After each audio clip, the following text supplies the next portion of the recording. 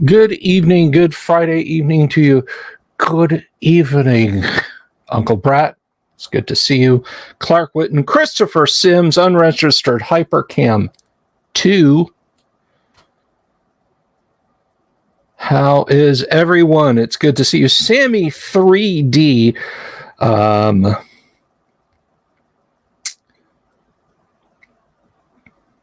It is Cinco de Mayo.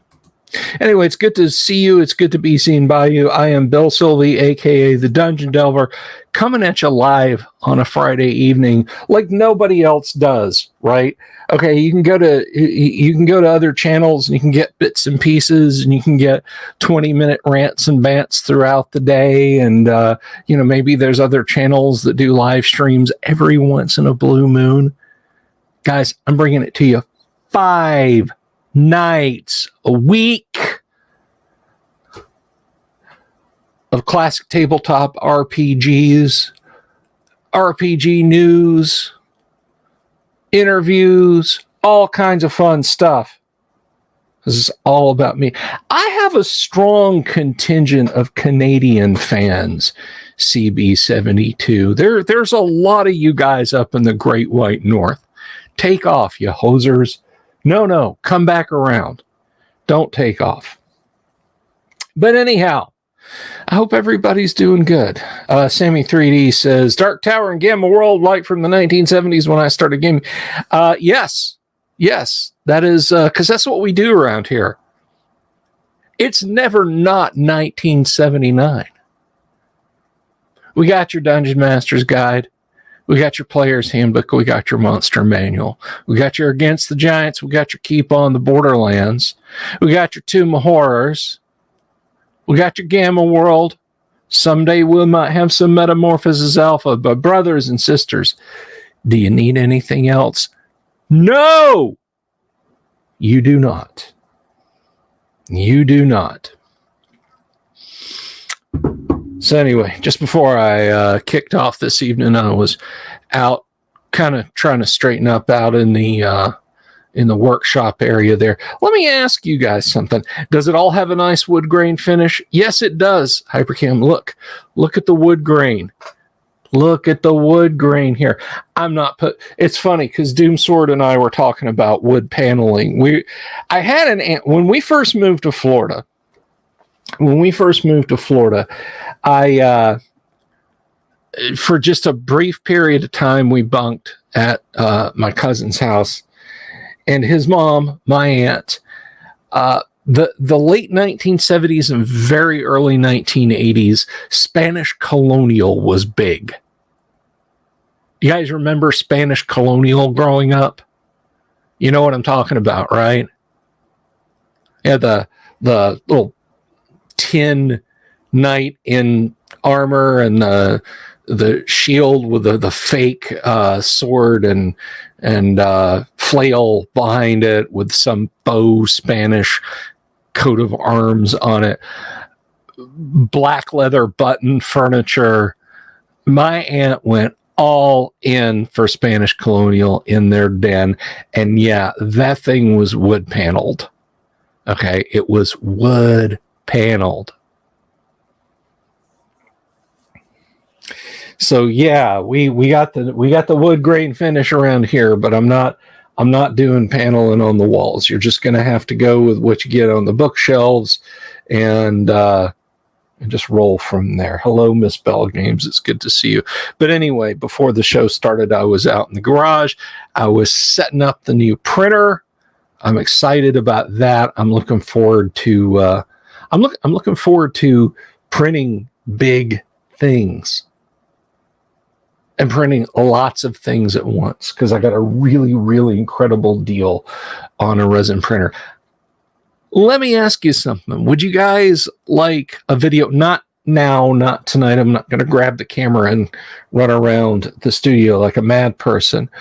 But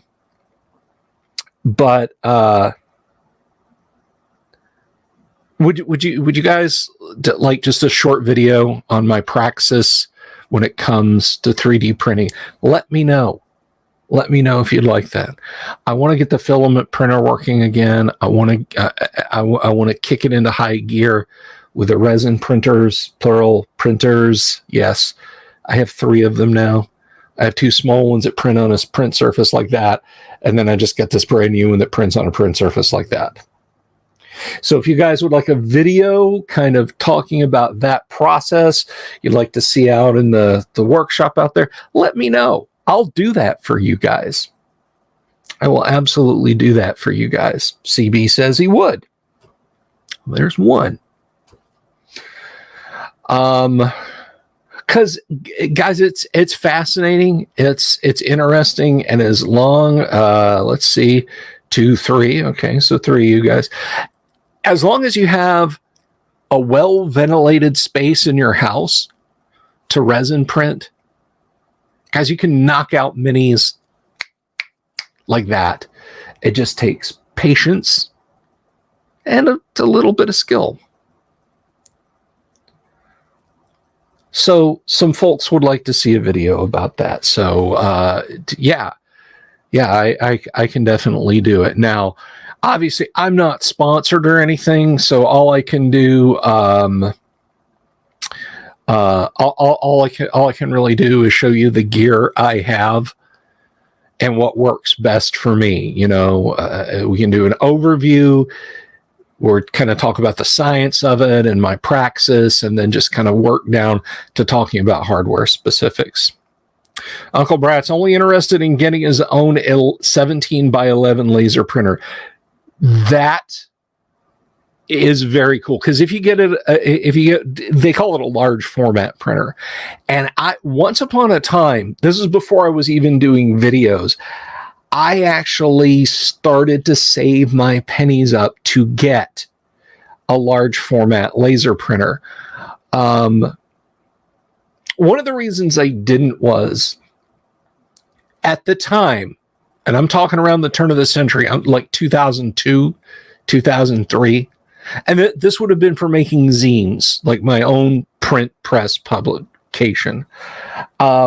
The only thing approaching affordable, like if I scrimp and save and set back a couple of bucks this week and a couple of bucks next week, in 3 or 4 years, I can afford what the price point is on eBay on these things used, and hopefully get one that functions and has a fair amount of toner, so I can kind of kick over to the point where it's making me money. But an 11 by 17 large format laser printer will let you, of course, make 8.5 by 11 magazines, books, what have you.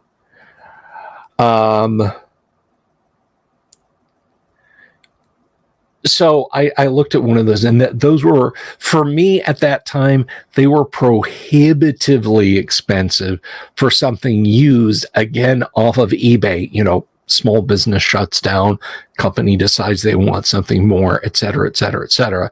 And the only company I trust when it comes to laser printers is Hewlett-Packard. Okay. The HP Laser 4 from like 1994, 95. If you've got one of those and you've kept the fuser and toner and rollers fixed, repaired, you basically have an indestructible printer.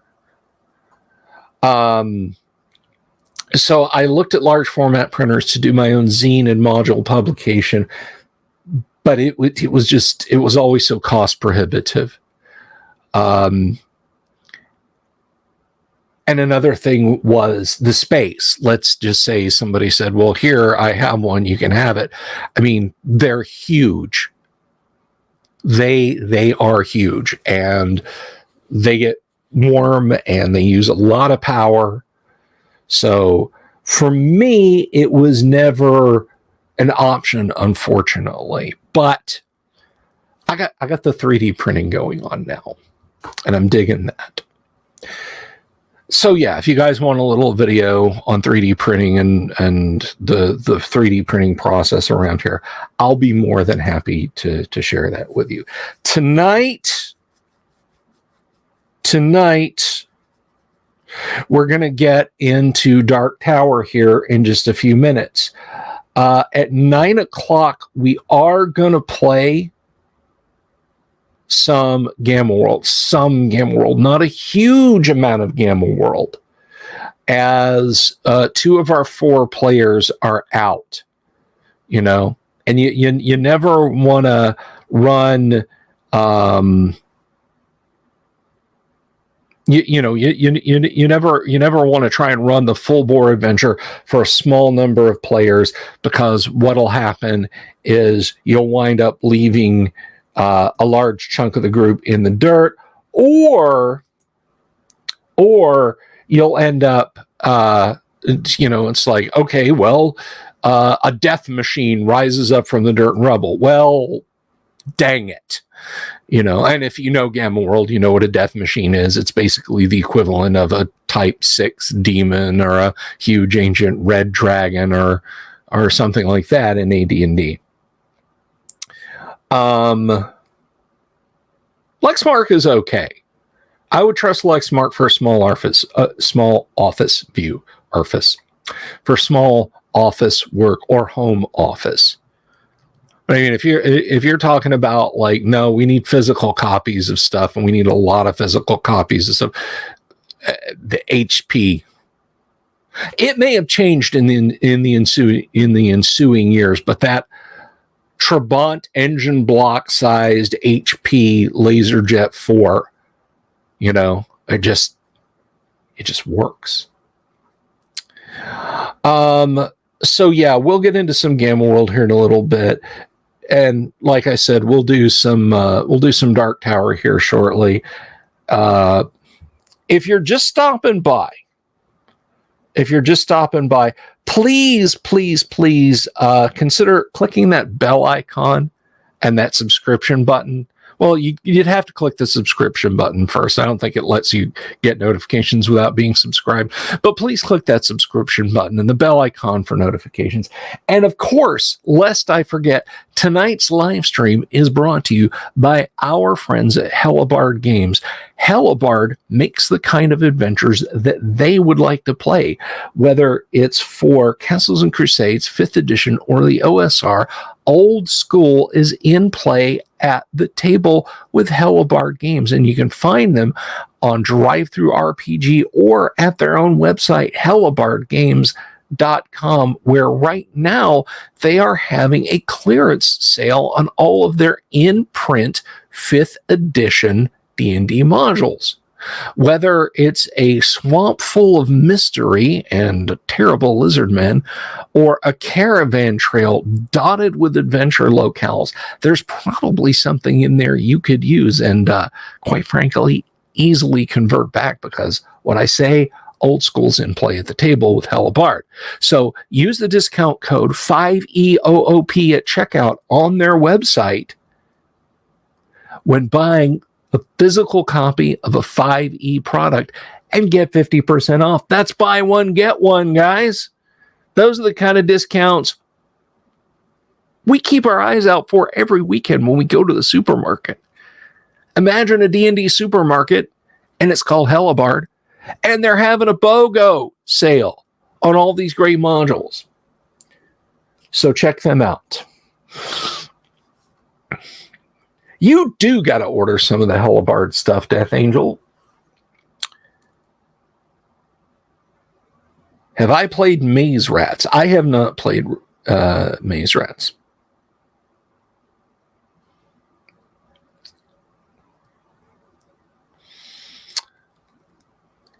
Clark says, I'm going to walk my best friend through character creation tomorrow, and then we are closer to 1E playing. Once I get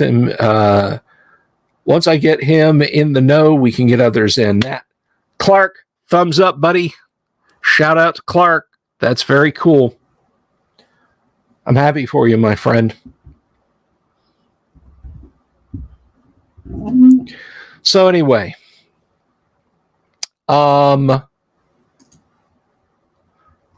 let's go ahead. Let's take a gander then at Dark Tower. And we'll jump right back into where we left off.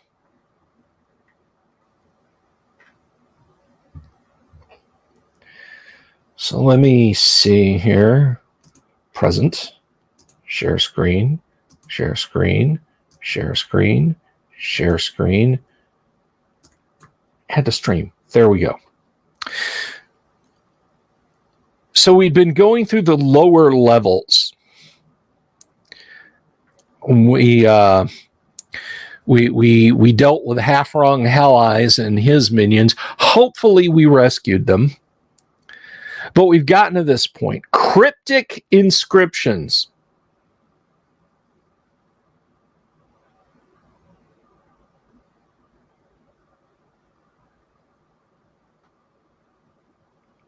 Cryptic inscriptions. Inscribed on the wall in a lawful tongue is the following. At highest peak, their evil dwells long dead, but never dying. In a different hint is written, serpent, son, blood, in agony lost, passing of the godling, the palate fills, shaped in fine line, the quadrangle crossed, trespasser, rise and meet thy weird. Game Master should show the players the graphic labeled cryptic inscriptions, and there it is, you can see. Dungeon wall of plaster and lathe, very interesting.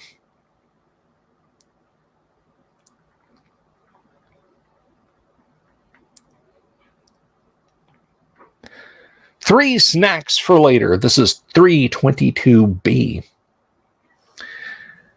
Are tied up in this room and kept asleep by the vapor of a small incense burner. Make a saving throw versus paralyzation or fall under its effects and sleep as long as the burner is lit. The snacks are three halfling brothers, thieves by trade. They've been asleep for several weeks. Buffo Bucks, 6th level thief. Bilko and Bingorum, they're all last name of Bucks. All their weapons and supplies are long gone.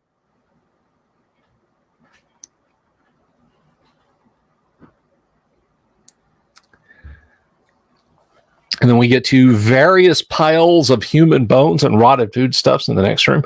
And then we have 322D, Mordred the Druid is chained to the wall. That's right, we're in a dungeon here.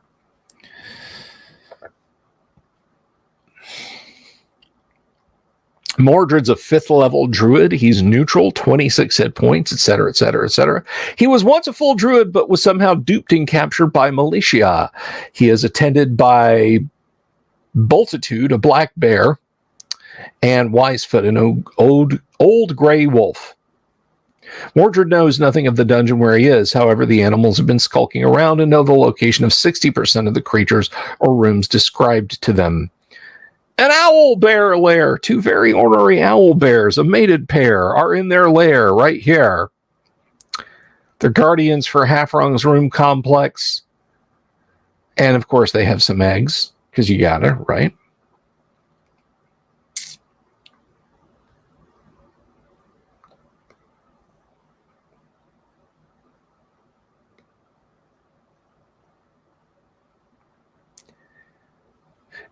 Death Angel, you say Sci-Fi City. Do you are you here in the Central Florida area? I think you are. I think you told me you're here in the Central Florida area. You gotta go down to Gods and Monsters, man.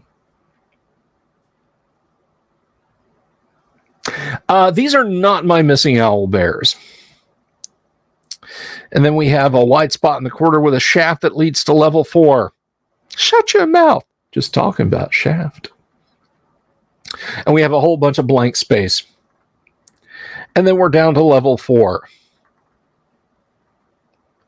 Which is a little more spacious. It's got a few more encounter areas.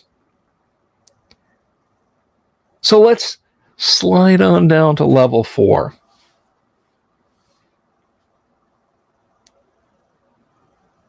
Knoxville. Okay. An ancient high priest. An old man sits in the north corner mumbling to himself. He is Harrington, a 9th level cleric of Mitra. with all the appropriate stats and spells. He's a little senile and tends to ignore visitors unless they're hurt or in need of some aid. He will talk about his friends, the little mice that bring him breadcrumbs to subsist on, and about the good old days. He is protected by the protection from evil that radiates out from the base of the White Tower and by the wall of force that blocks the door to all but good aligned characters. Also, if his life is threatened, 1 to 10 Lions of Mitra will come to his aid. And if you guys remember the Lions of Mitra, yeah, that could, average 5 are going to show up. The Room of Healing. This was provided as a rest station back in the early days of the battle between the White and Dark Towers. Much of its original contents have been used up by generations of fruitless combat. However, it still contains 2 potions of healing, one with 3 and one with 2, a potion of extra healing, a box of clerical spells, 2 cure light wounds, remove fear, slow poison, 2 cure disease, exercise, 2 neutralize poison. The doorway has a wall of force that will protect it from the dragon, but permits humanoids to pass through. Guarding this room are 3 Lamasu. Very nice if you have a lawful good party. Room of the Mind Switch. Mind Taker. Upon entering this room, the referee will roll a secret saving throw versus magic for all who entered. Those who fail the saving throw will switch minds with one another, determined switch randomly. The mind occupying the new body will not have any of the body's knowledge. Also, all attacks will be at -1 because of unfamiliarity. Dexterity will be down by 1 to 2 points. To reverse effects or remove curse must be cast simultaneously with Dispel Magic. 4-3 is the Room of Freaky Friday.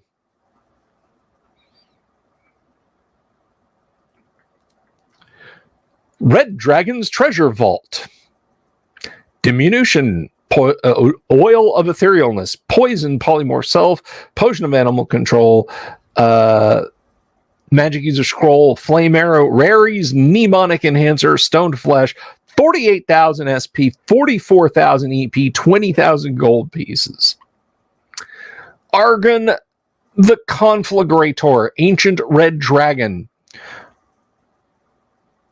And he's got spells. Attacks as an 8th level magic user. The ceiling in this room is 40 feet. The pool contains fresh water. So he's going to be breathing for 80. You're going to save for 40. I would think this guy would be doing the claw bite spell thing.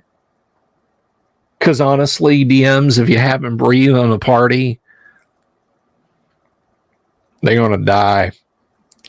2 specters in the room. They have a crystal ball of clairaudience.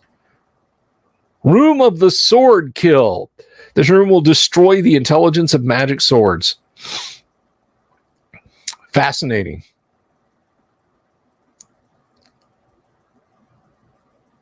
If a sword of 12 intelligence loses all its intelligence, it will explode in its bearer's hands, causing 5 to 30 points of damage. What if they have it sheathed? What if they have it sheathed? Well, then it's 5 to 30 points of damage to their pants.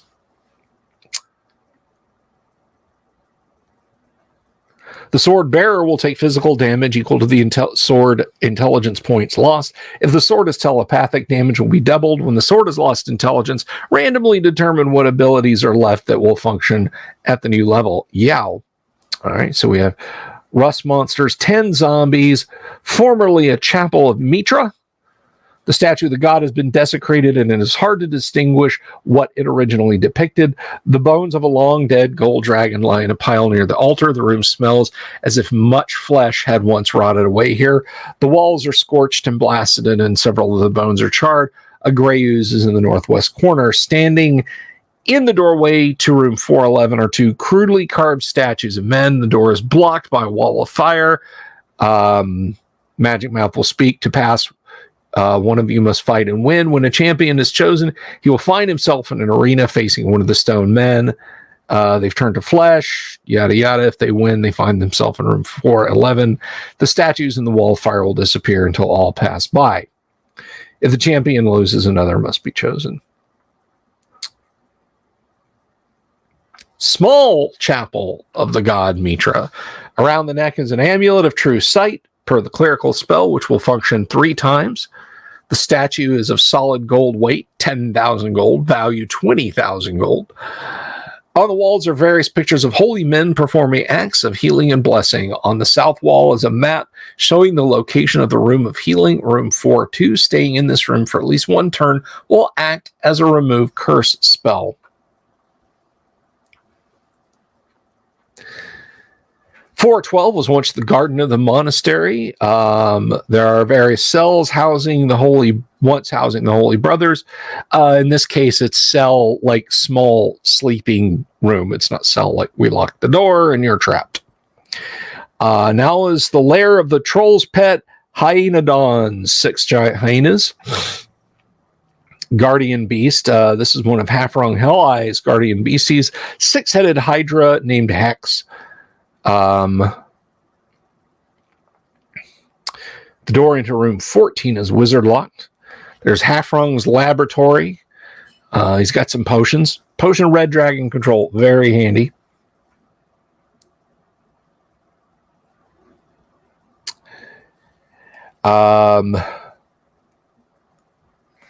There's a silver horn of Valhalla, a wand of secret door and trap location, and 3,000 gold in an invisible chest. And the northeast corner of the room is a 10-foot square cage containing a carnivorous ape. It always comes back to ape cults. A continual lit. I think that's probably continual light, unless Jacques was able to read the future and pick up that bit of modern doggerel. Yo, this dungeon is lit.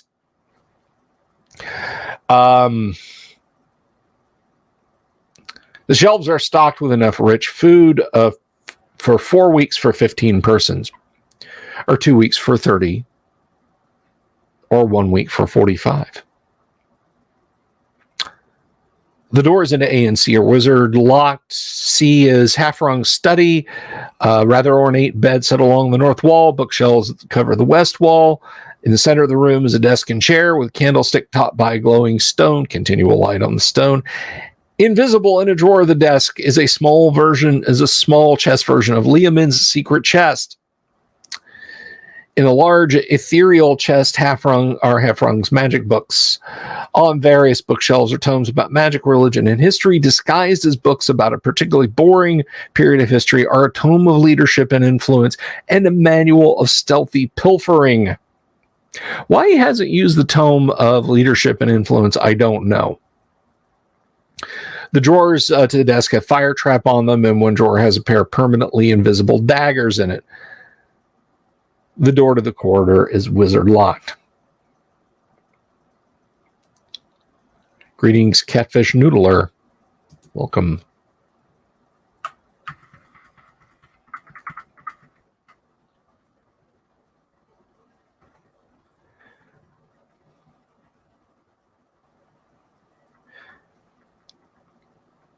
(15, 16, and 17 have 10 trolls in each. Well, it says 10 trolls lair in here, so that may be just a group of 3 rooms, and, 3 of them crash in this room, 3 of them crash in that room, 3 of them crash in the other room, and the other one's just kind of got to find a place to bunk. They will pursue upstairs or down halls, but will not quarrel with other dungeon residents. They will not attack any who bear a Vacarous ring. They are also retainers of Half-Rung Hell-Eyes. They have some loot. There's a nominally empty room, but a Vacarous son, Aphris, is haggling with 3 trolls over the value of some treasure to be used as payment in a plot to kill his father. Aphris is guarded by 2 of Mirth's henchmen. The items belong to the occupants of the cells in room 221. Aphris will have a copy of his father's ring. And then it goes on with the treasure. 418B is just kind of a trap thing. 419 is a tomb. The ghost of Resnor Agala, the man who first discovered the evil that was tunneling up from the buried village. He guards 9,000 SP and 3 potions. Snurgy's bonfire. There's a roaring fire. The smoke seems to curl up and disappear in the ceiling. Actually, it is dimension doored into the floor of room 424. The spell works both ways, so any who unwarily wander into the smoke-filled room 424 may find themselves unexpectedly dropped into the blazing fire. I like that. There's 2 to 8 hellhounds. There's a 50% chance that Snurgy Hellstrom, the fire giant, will be in here tending the meat and roughhousing the hellhounds. So Snurgy's bad news. 65 hit points, 11 hit dice.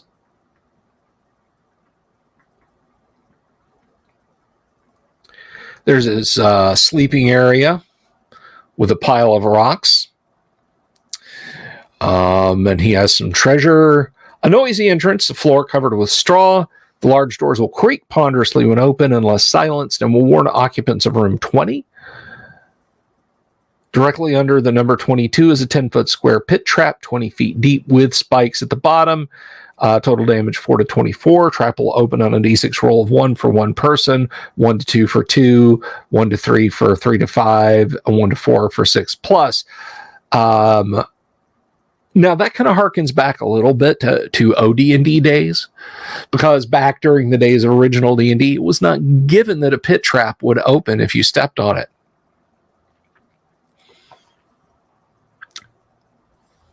Scrawled on the door in common is keep out. We have a lair of 3 minotaurs. The smoking room, the aforementioned smoking area.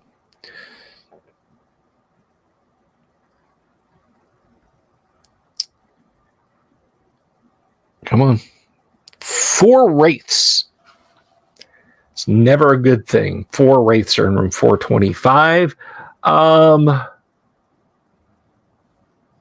They have some of the loot from the Shrine of Mitra, 13,200 gold pieces.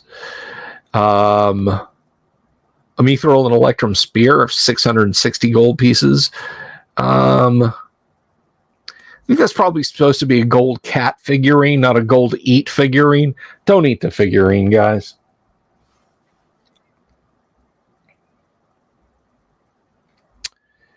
The icebox. This room is empty. A stair against the east wall leads up to room 311. The room is unnaturally cold and will act as a slow spell after 2 rounds.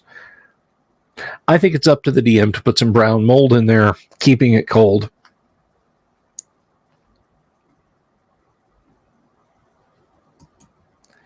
There's some minotaurs in a corridor. The lair of Shadrock the Enchanter. That's one of my favorite Beastie Boys songs, Shadrock. No? Okay. The laboratory and lair of Shadrock, a 7th level magic user, chaotic evil, a bald young man with aquiline features. And once again, carnivorous apes. Simian wrestling contest. 10 carnivorous apes are having a wrestling contest. They make a good deal of noise. And they have an aquamarine studded bronze spear and a +1 neutral sword. Room of continuous magic. Once entered, this room begins to cast spells. It will throw 1 to 6 random first level spells and 1 to 6 random second levels, and so on. The spells are cast as if by a 12th level magic user. Hold, portal, and wizard lock will affect both doors. Greetings, Damien. What do you do when the room is like throwing wish? Alter reality, time stop.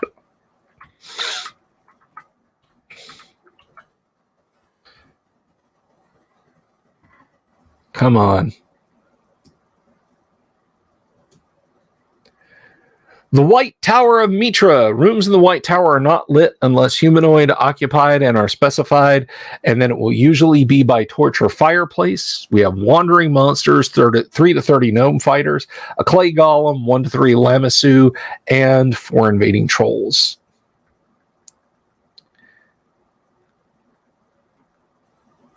There's the gnomes. They all willingly serve Mitra.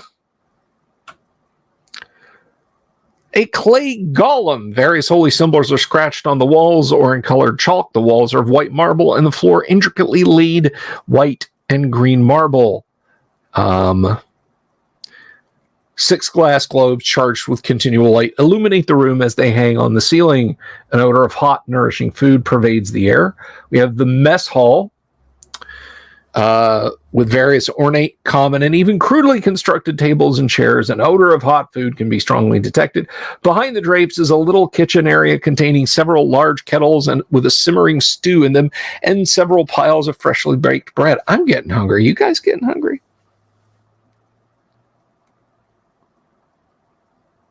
Damien, I like your thinking.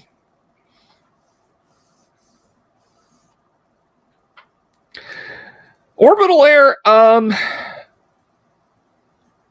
don't know. I think a lot of this is good. Like, these are very clever traps. I'm going to give my final thoughts when we kind of get through the module. But I'm not going to say that I completely disagree with what you're saying. Luther says Simian wrestling contest entertainment for guac. In case you guys are wondering what Luther's talking about, the guac, the Great Underground Online Gaming Convention. You can register over on warhorn.net. Sign up now, and admission is free. Sign up the day of, and admission is free. It is a free online convention. You guys, let me know if you're out there in the audience. You don't know what I'm talking about, and I'll share the link with you. The menu at the end of Welcome Wench always makes me hungry. Me too, Kevin. I want to go there. I want to dine there. No, Catfish, you are talking about Tomb of Horrors. And the party can absolutely get the golden couch out. It's literally just a matter of solving the room. It's entirely free, Orbital Air. It is completely free. The only thing you have to pay for, other than time, is if you want any merch. And you guys let me know if you want a link to merch. And I'll share the link to merch with you, because we have merch for our convention. Let's see. So the mess hall, we've been talking about.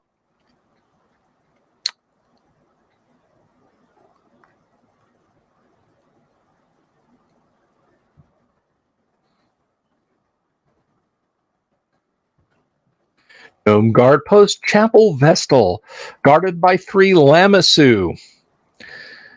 We know how they can be.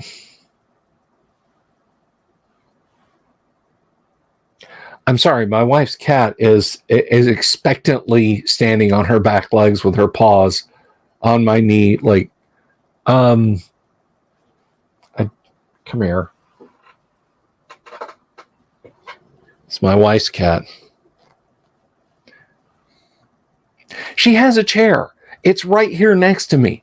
She could be in it, but no, she wants up here. Anyway, small chapel to Mitra. It will receive teleportees from level 1, room 41. However, it will not work in reverse unless a clerical servant of Mitra speaks a bless spell into it. One of the 3 Matraic artifacts will also activate it if it is possessed by a good aligned character. However, if any evilly aligned characters here who are not escorted or within 5 feet of a good aligned character approach within 10 feet of the mist, a blade barrier will spring up in a 5x20 area along the south wall, lasting for 3 turns.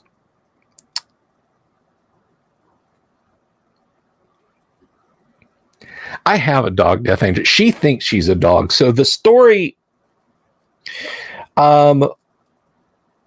Miss Bella, only a little bit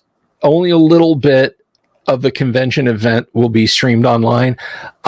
Saturday evening, Tracy Lesh will be on Artist Alley. Tracy will have merch you can buy, including prints of classic Dungeons and Dragons art and previously unseen classic Dungeons and Dragons art.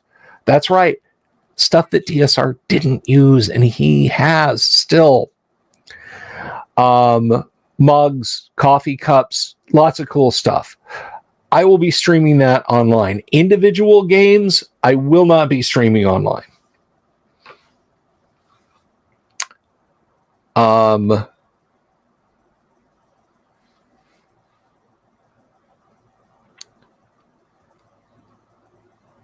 So anyway, there's the Chapel de Mitra, a library.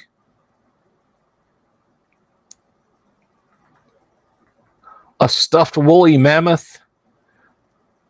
It appears startlingly real. It stands on a 1 foot tall pedestal. The tusks are worth 600 gold.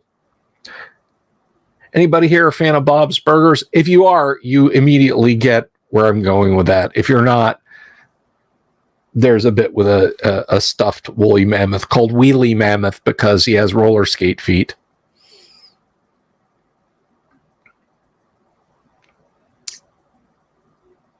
Holy Hall of Clairaudience and Clairvoyance. There's a 5 foot diameter sphere of mist with clairaudience and clairvoyance spells on it.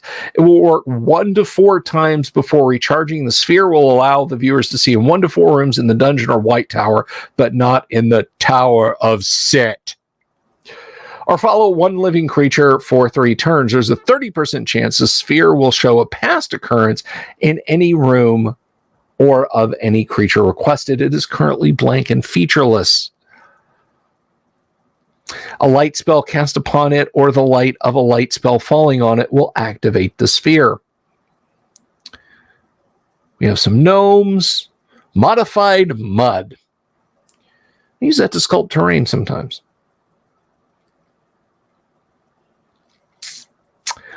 The floor of this room is a trap. There appears to be a door located on the east wall of this room. It is actually a false door. After the room is entered, 2 melee rounds, the floor will turn to mud for 5 melee rounds and then revert to stone. It's extremely deep, extra dimensional, and will suck characters downward at a rate of 1 foot per round. Opening the door again will change the stone back into mud for another 5 rounds.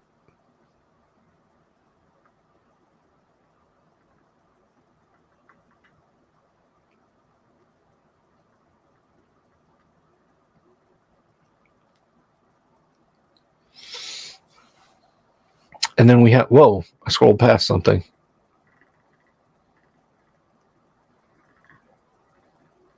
Nope, I did not.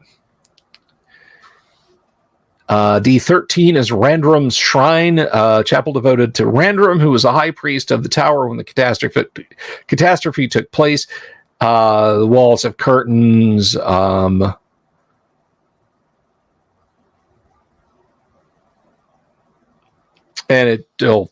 the permanently burning incense will make you dumber and less dexterous. E14 is blasted, charred, and burned. The entire level seems to have been the battleground for fireballs and lightning bolts. With the exception of room 17, every chamber and room on this floor has had its contents burned and blasted to ash. Doors creak on their hinges.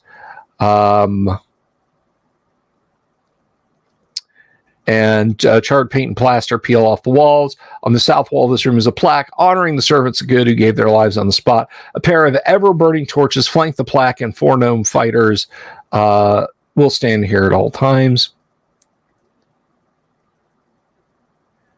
The invisible box room. There's an invisible iron box. Inside the box is a wooden case containing 5 scrolls with the following spells, and there they are. A stone shadow. If an act of evil is perpetrated on this level, the statue will become a flesh and blood shadow. Red room of teleportation.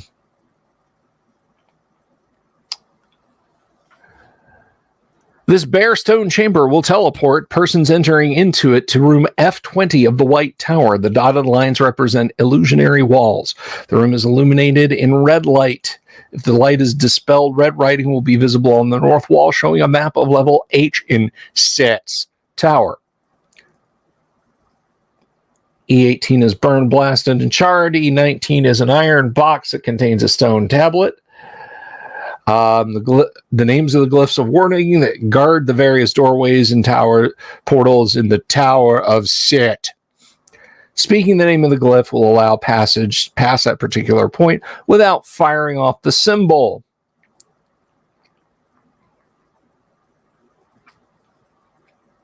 The main hall, F20.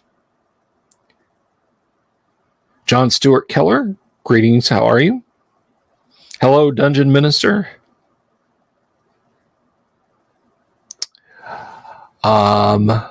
This was originally the main hall of the Tower of Mitra.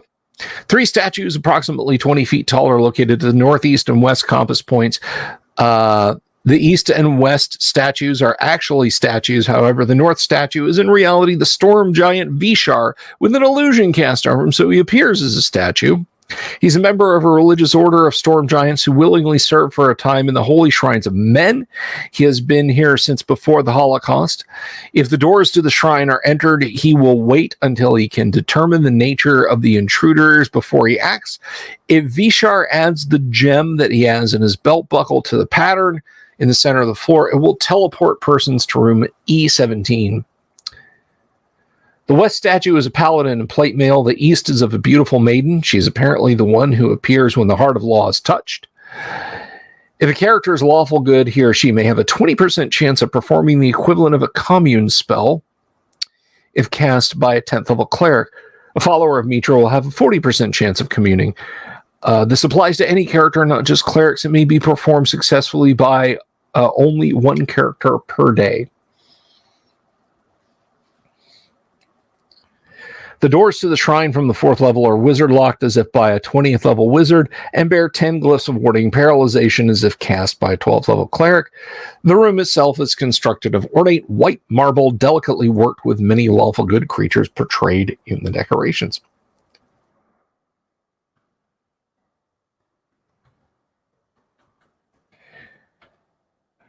The Dark Tower of Sit.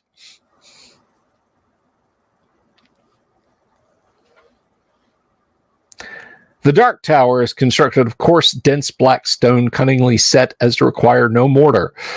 All rooms, except where indicated, are magically darkened. There are no wandering monsters in the Dark Tower. The gates of the Dark Tower are guarded by a glyph of warding set by Nessut, a 21st level evil high priest lich. Passing the 2 glyphs will fire them off for 84 points of magical fire damage. Speaking the name of the glyph will allow passage without damage. 84 points! Good Lord.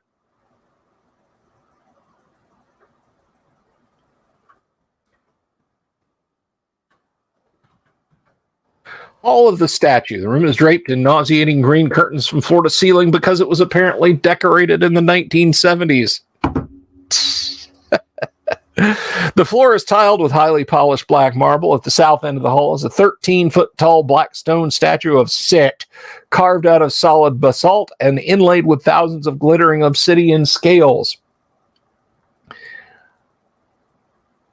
The eyes are a pair of 5,000 gold piece glowing emeralds. The statue will fire up to 10 lightning bolts for 15 d6 each, 45 feet long and 10 feet wide as long as it can see a target. Strongly presenting the ring of Evacris will delay the firing by 3 melee rounds. If there are still adventurers present or alive when the statue is expended, its arsenal of lightning it will physically attack. Just see a party goes in there. Oh, this is disgusting. This is terrible. And then the statue is like, surprise, mother luncher. Because F-bombs are a little. Just start. Bzz, bzz, bzz. The Room of Fear. Just between you guys and me, I think the previous room was the Room of Fear. But, and if, of course, characters enter, they have to say versus fear. The Hall of Evil Commune. It's like the good hall above. Passage by combat. 6 stone statues of men in plate mail. Minions of Sit. If they've been previously encountered, they will be recognized as similar creatures. And then at the northernmost statue is passed by the last member of an adventuring party. The statues will spring to life as Minions of Sit. With those stats, they may change shape to giant snakes and attack with surprise on a roll of 1 to 3. Statues may not be knocked over, shattered, or chipped. Are you guys waiting for me to say it? You want me to say the phrase? I'll say the phrase. The gleam in the eye of Sit. Good evening, RP Gamer Pro. Are you a professional? That is That is my question. Are you a professional? I don't mean that in a mocking way. I'm just curious. Stair to level H. It's filled with a mist that will cause sleep, even to elves, unless a saving throw versus poison is made. I think that's fair, even to affect elves, not just Jacques just being even elves. Because in this case, you've got, I mean, poison is poison. Doesn't matter what your race is. Elf, dwarf, gnome, human, halfling, half elf, half orc. Doesn't matter. Poison is poison. So I'm cool with that, right? Now, if it was like, there's a magical sleep spell in the corridor and it even affects elves, I'm just like, Jacques, you're just being a jerk at that point. Corridor of the Mummies, 6 will pop out. The gas doesn't affect, obviously, the poison not going to affect the undead. They have some treasure. There's an evil room of clairaudience and clairvoyance. There's a cold storage there, a stone golem instead of a clay golem.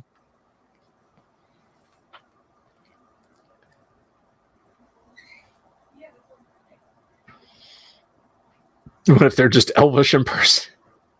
Then they'd better have a cloth of velvet over their mouths. You see what I did there, velvet elves?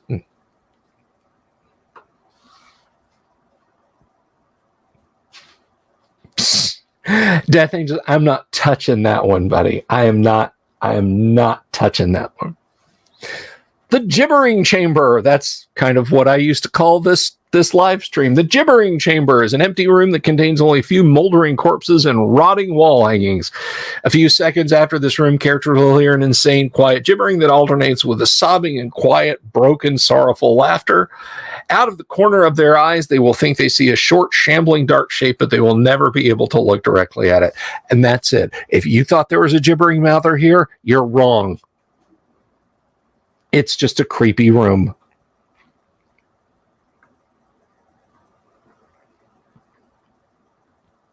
A 100 skeletons. If the doors open, they will force their way out by sheer weight of numbers. They'll attack anything. The golem, the curtains, characters, pillars, walls, etc. That's ridiculous. I love that.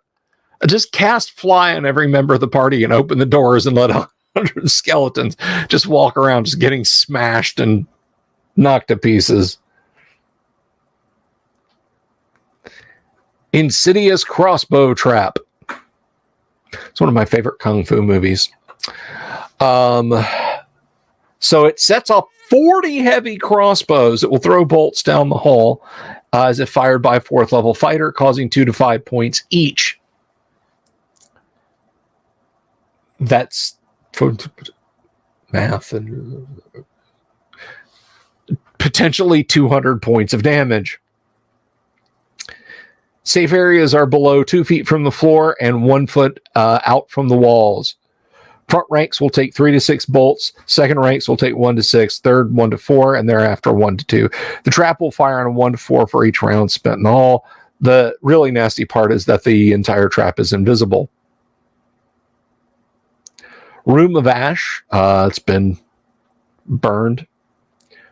Trap sounds. The room is empty, but walking on the floor will elicit audible glamours that will sound like trapdoors creaking swiftly open, crossbows firing, various undistinguishable clicks, large stone weights sliding, ropes slipping through pulleys, touching the doors will make similar sounds. Saving throws are applicable.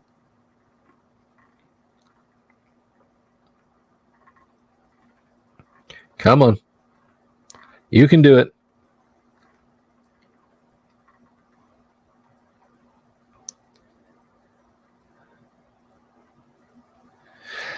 Misleading Medusa. Changed so she has her face to the wall is what appears to be a comely naked female human with long blonde hair. She's guarded by an animated, extremely realistic stone statue of a man who appears to be wearing robes. Statue is blah, blah, blah.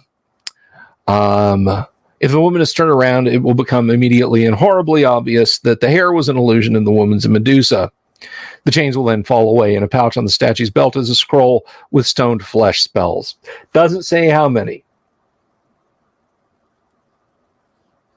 Hello, old Grognard says. I like that, John. Ms. Leading Medusa. I do need a new mouse. I have a kind of a heavy expense that's come up all of a sudden, but I'm not going to talk about that, so I'll just have to put up with this for a while.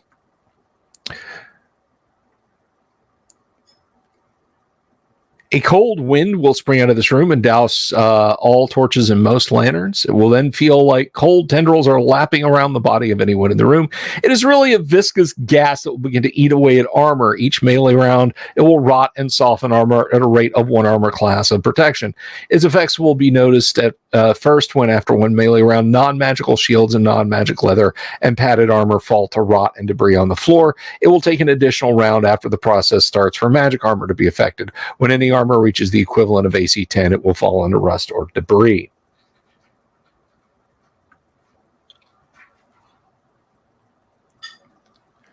Doors of Darkness.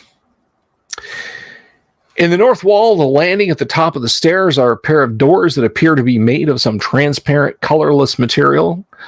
If touched by a cleric of Set, the doors will remain transparent and swing silently in. If touched by a cleric of Mitra, a pair of glyphs of warding will explode for 84 points of fire damage. My God, Jacques loved the 84 points of fire damage. The names of the glyphs are noted in room E19. If touched by any other, the doors will swiftly become cloudy and then black. 2 pairs of giant insect eyes will then stare out of the blackness at adventurers. A low chuckling will be heard. The eyes are those of Manahath, the Chosen, a son of Set, who guards the Lich, Nesset. His chuckling will alert Kona, the Dissenter, in room K18. The eyes will then disappear, but the door will remain dark. The audience hall of Kona, the Dissenter. Isn't he a villain in Marvel? Anyway. The room is apparently constructed of dense black stone with scenes depicting horrid creatures that seem to be half reptilian and half human, some more human than reptile and others more reptile than human, picked out in low relief and painted with queerly glowing colors. The light in here is eerie and violet in nature. Colors seem to glow oddly, and whites luminesce to an unworldly violet as if under a black light. Sitting in a throne at the eastern end of the room is a tall, bat-winged man in Egyptian-style clothing. I'm Batman. Who sent you? This is Kona, the Dissenter, a lesser son of Set. The sons of Set. Yada, yada, yada, has all that going on. Equally divided to the right and left are 10 animated skeletons. They will attack as soon as a group of adventurers has entered the room. Yeah, Ronan the Accuser's distant cousin. I know it's supposed to be intimidating, but he just looks kind of pissed off, like something out of the heavy metal animated film that was cut for time concerns. A tall, bat-winged man. Maybe I do need to get up to Canada, Dungeon Minister. Set into decorative tile on the floor is a square 20 feet on a side that appears to be nothing but decorative geometric patterns. The colors of this tile are very bright and glow slightly in the strange light that pervades the room. If any of Kona's blood falls on this tiled area, it will glow brightly with a warm red light. This tiled area is the only means of getting to level L of the Dark Tower. The proper instructions have already been given once, but they can be found again on an old scroll hidden in room K19. The inscription reads as follows, and we kind of read that at the beginning. Liberally translated, the inscription means take the blood of Kona and with a finger or brush or whatever, draw pairs of intersecting lines from corner to corner in the tiled room. Once the lines are drawn, they will glow bright red, and the glow will swiftly flow to the rest of the tile. This opens up a gate between this floor of the tower and the plane where the evil Lich dwells, level J. And then he's got his treasure vault, 2,000 EP, 22 matching zircons worth 100 each, and 1 500 gold piece tourmaline, and a fragile parchment from which the verse from room K18 is written. The room itself is a trap. If the doors are closed, any creatures inside will go into temporal stasis until the room is opened again. And I think that's probably... Yeah, we've still got some to go here. We've got a few more pages to go. So we're probably going to end up wrapping this up on Monday.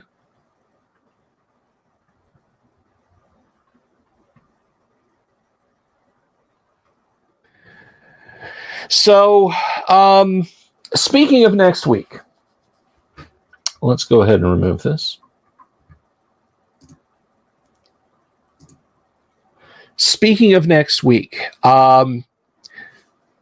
we have a special event on Tuesday. Now, I know normally Tuesday we live stream first edition AD&D, but we're going to mix it up a little bit next week because next week we have guests coming, and the day that we're doing it is on Tuesday because they are launching their Kickstarter. Who is this mysterious they I'm talking about? Why, it's none other than Eric Garland and Heidi Gygax, the husband and wife duo behind Darkness Under the Waterfowl, and of course, the main module itself, Till Death Do Us Part.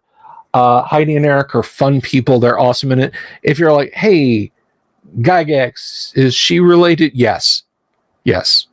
She is the daughter of Gary Gygax and adventure creator herself, along with her husband, Eric.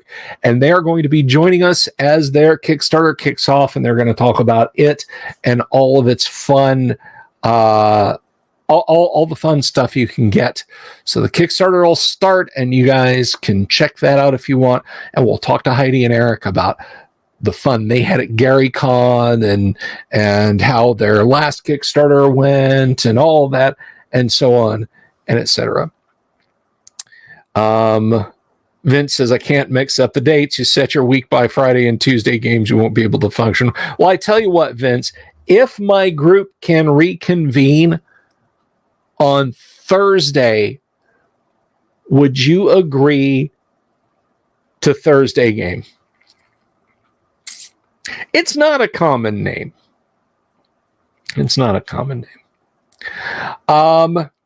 Now, in case you were curious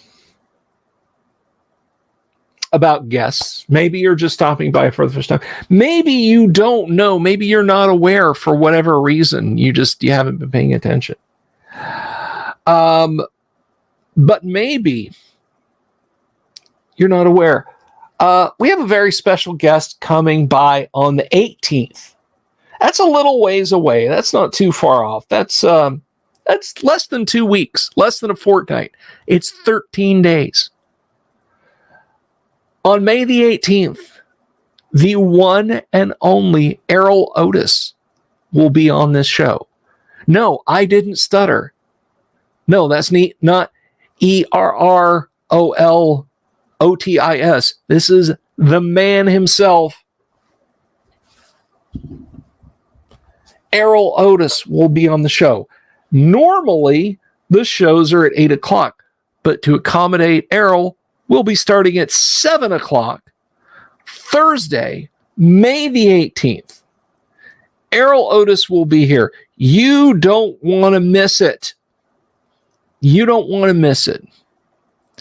So stop by and we'll talk to Errol about his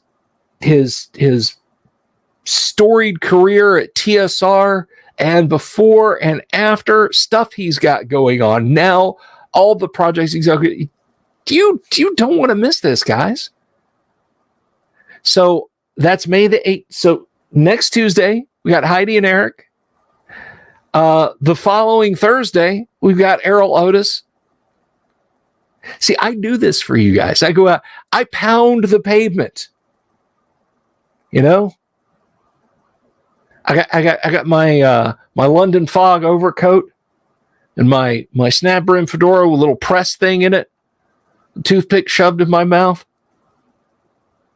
You know? 1940s beat reporter, that's me. I probably should try and step things up a little bit, right?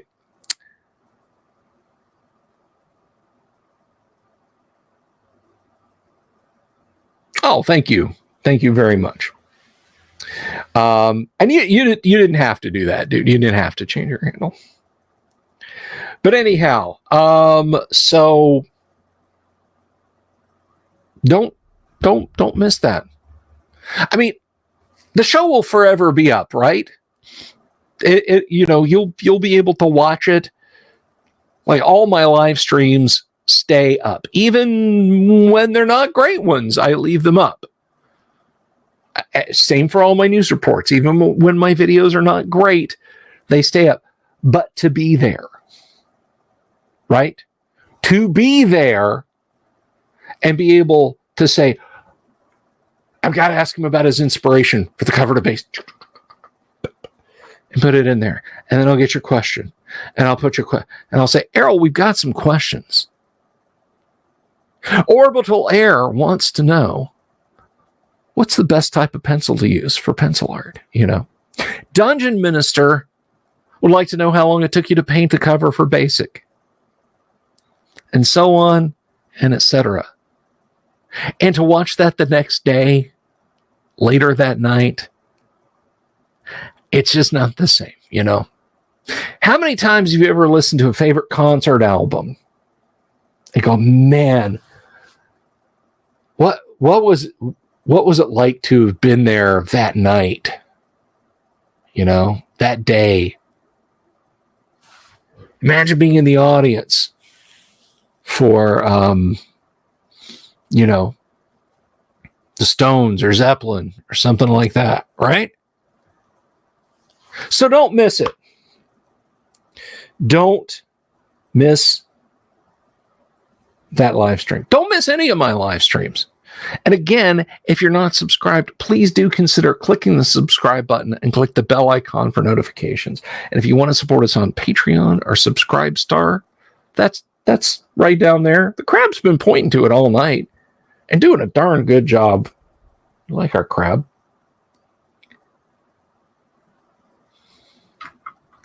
So anyway, so that's like the next 2 weeks. Heidi Gygax and of course Eric Garland. They're matched set. You can't break them up. And then the following week, Errol Otis. And guys, I got awesome guests lined up from now to last us till the 4th of July. You don't want to miss it. And speaking of not missing anything, we're going to play a little bit of Gamma World. So you can pretend this is an old-timey radio drama. Curl up in front of the RCA there on the floor, the glow of the dials, and kick back with a bucket of popcorn and listen to us as we explore the post-apocalypse wastes of the 26th century for a little while tonight. Like I said, I've got two. By the way, we got something really awesome in the mail. We're going to have Mail Call Monday, this coming Monday. Keg Crusher, no, AD&D does not use Thaco. It does not. There is a notation for monsters in the Dungeon Master's Guide that indicates as kind of a balance point, but it does not use. No, AD&D is not Thaco. AD&D does not use Thaco. That is a 2E thing that came along after AD&D. So I don't know, Steelmont. I'm not an artist, guys. Okay. Don't worry, my player sitting in the green room going, come on.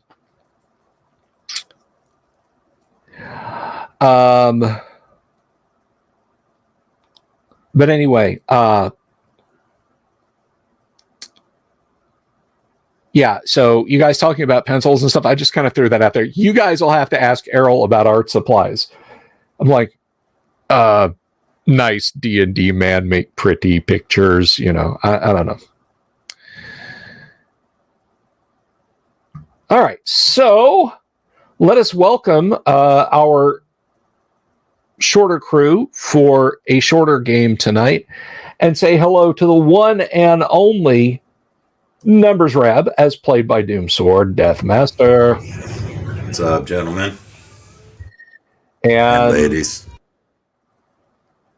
You know her, you love her. She's the woman with no icon. Say hello to 4077, played by our very own Kennick Sapphire. How are you? Good evening. Evening. Hi, peeps. So let's just jump right into it. Last week, your buddy Rex Dashington was shot by a weapon being wielded by deadly a gang of deadly armed folks in the spaceport ruins near the city of Atlanta, and he is no more. However, Do-Re-Mi stomped on the gas and got his vehicle out of there as quickly as a powered plate suit wearing Numbers Rab leaped into the passenger seat with 4077 on the wing closely behind them.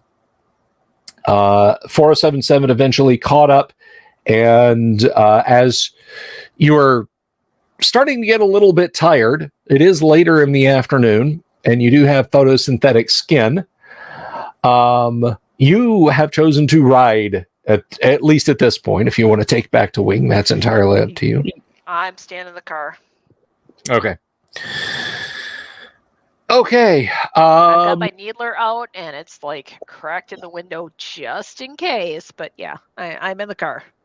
So Do-Re-Mi just looks over at you, Numbers, and says, just tell me where to go. Isn't Numbers in the back of the trailer? He had gotten in the car proper, but you can okay. the trailer if you want Numbers. That's fine. Yeah, well, I've got that armor on, so I couldn't fit in the driver's seat. Right, but I thought I could fit in the back seat. Oh, yeah, yeah, I'll be we're on the stuffing trailer you in the either back way. seat if you want to do that. So there's only the three of us. Yeah, well, I can lay down that way and kick out the door and mess some mutants up. Okay. Yeah, well, if you ask me, find a safe spot anywhere over there in the dark. Okay. I mean, you need me to hold your hand? Well, no. I wasn't sure. He kind of glares at you. You want me to hold it for you while you take a whiz too, pal? All right.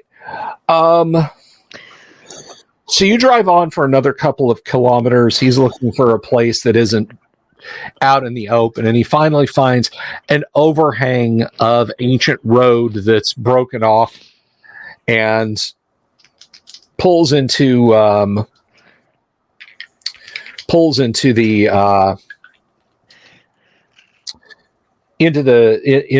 shade of it there. You read my mind. All right.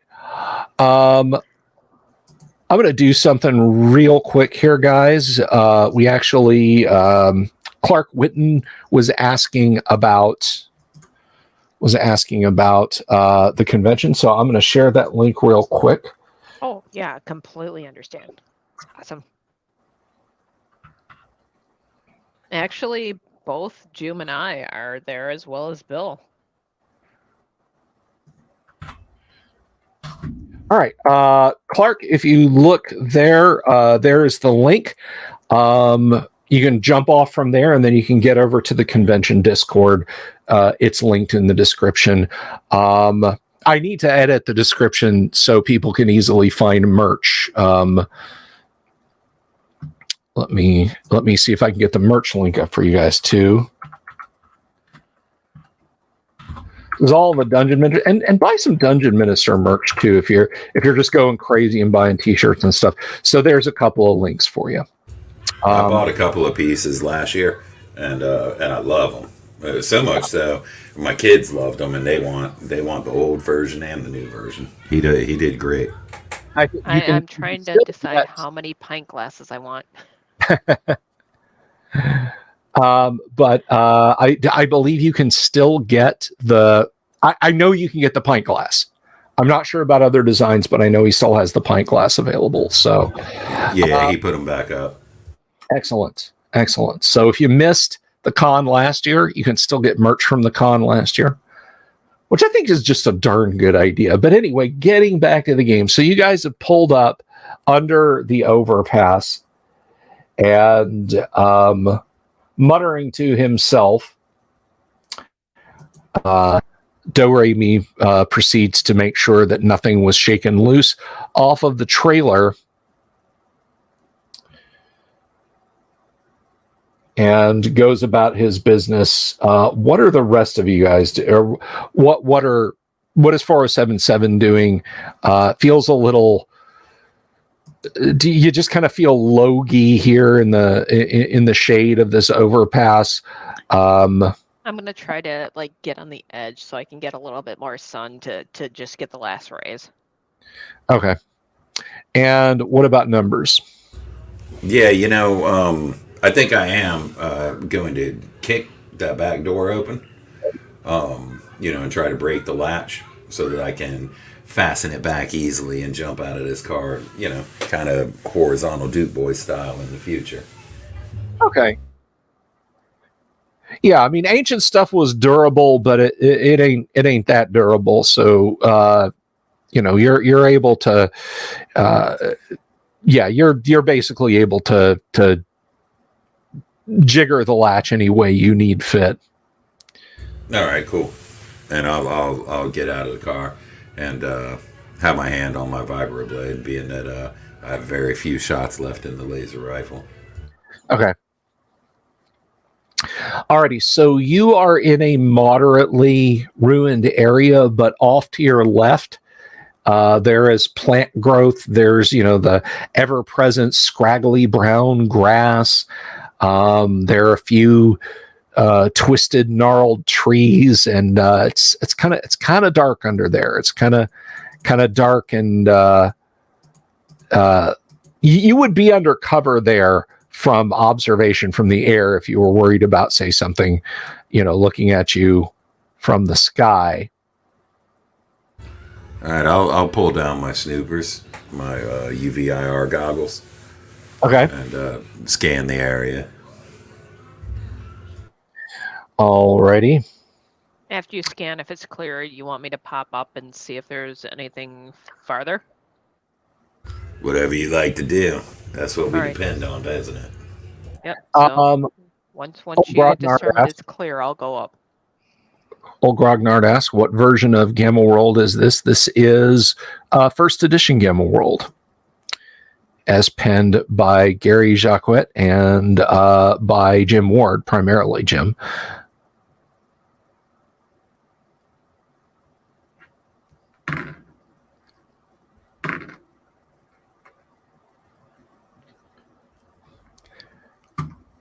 Okay, so some distance back in the brush, you do see something. Numbers. Give me just a second to get to where I need to be. I mean, I have my needler out yet too, so I'm not kosher with that last group that took out Rex.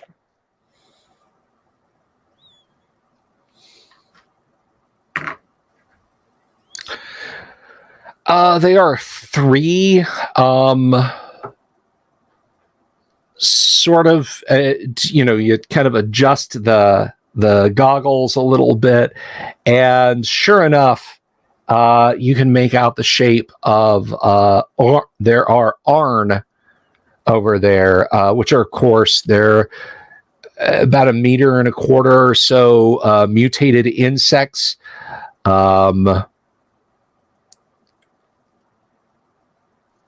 They They're kind of sitting on tree limbs, but they're not looking. They're not looking particularly predatory or anything like that. Periodically, one of them will kind of buzz its wings. They have the double dragonfly wings. 77, we got company. All right. Insectoids, you want to hit them from the top or something? I'll cut them up. Sure. So I'll kind of float up so that I've got an angle on him.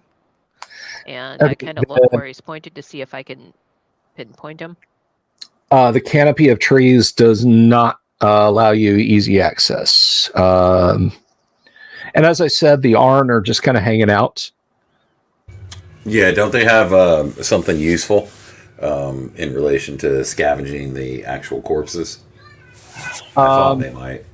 This is what you know about Arn. They're often domesticated by small humanoids. The last time you guys encountered an Arn, Bogo tried to break one. I remember that. That was the one in the town, right? The village, fortress, whatever. Well, as you might think, they just flew away. It was a heartbreaking moment for Bogo that he didn't get his own bug to ride around. But there we go. They're probably edible, right? Well, I mean, depending on. Well, people eat crickets and such, so I suppose. I mean, well, in the future, we're all going to be eating that stuff anyways. I'm sure we got used to it over a few hundred years. Here.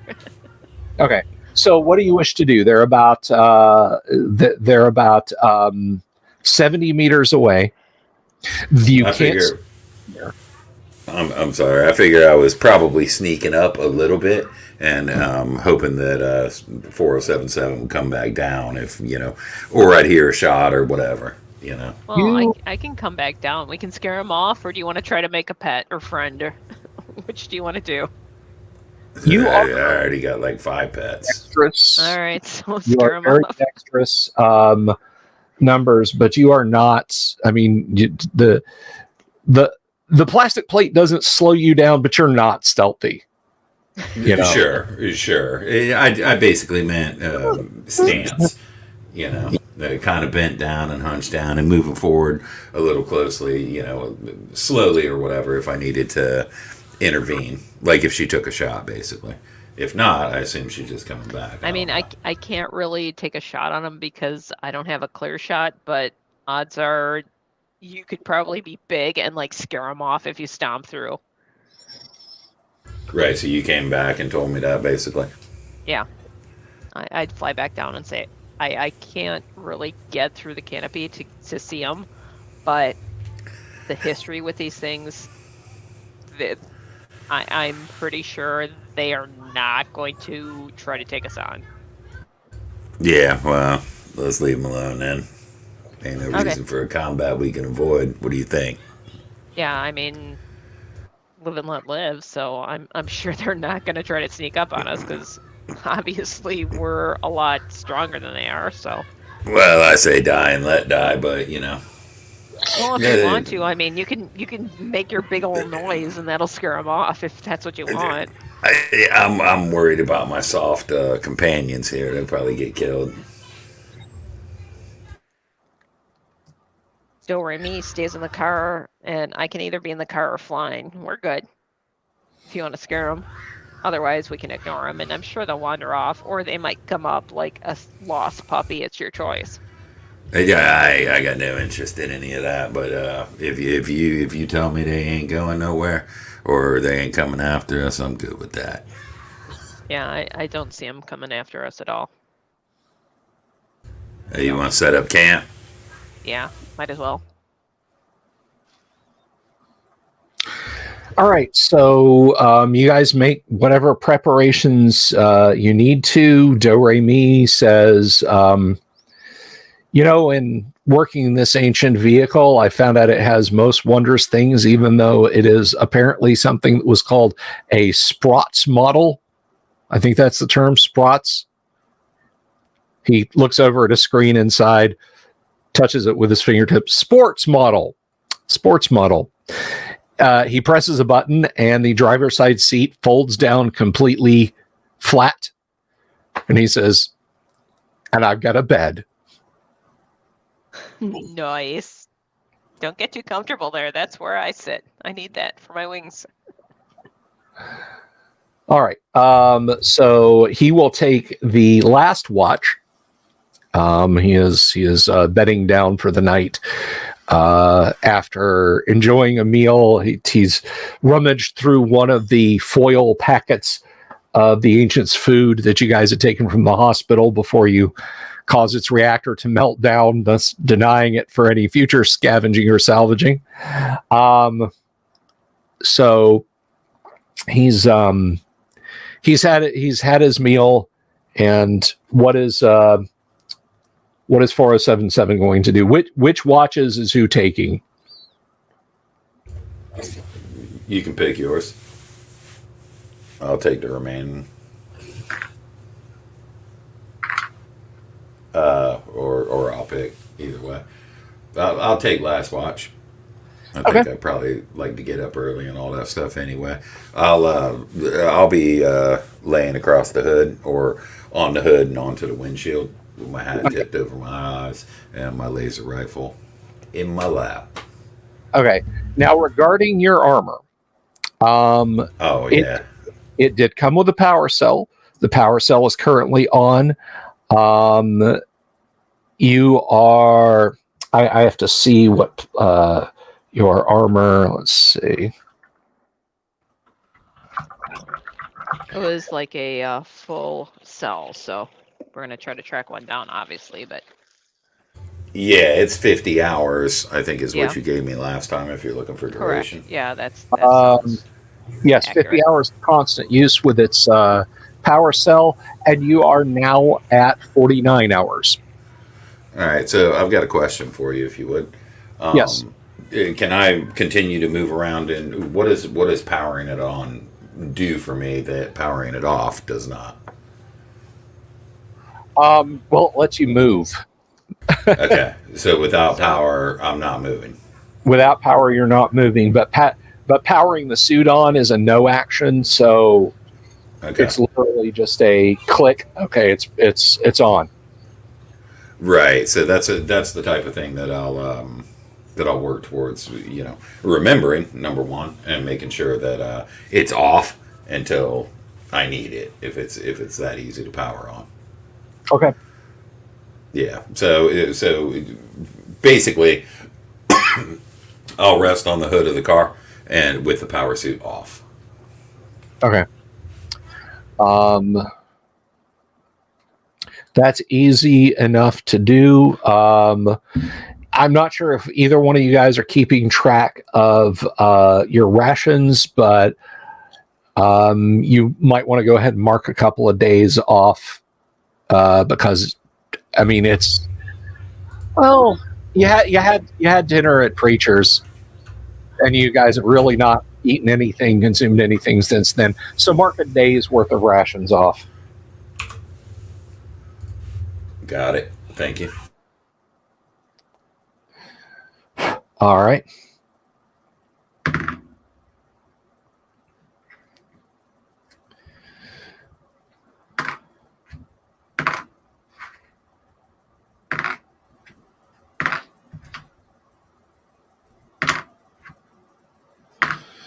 So the evening is going fairly uneventfully for you, 4077. You got your needler. What is your ammo count on your needler currently? Because you've been hosing that around a bit.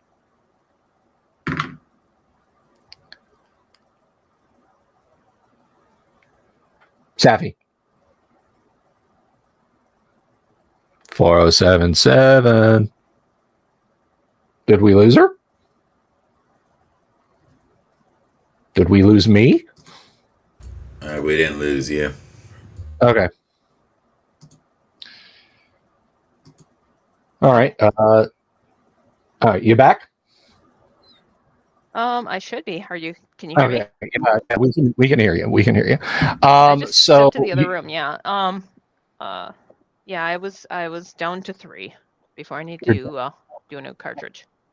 Okay. All right. Well, you're going to be running out of You're going to be running out of magazines soon too. So don't. Yeah. Okay. All right.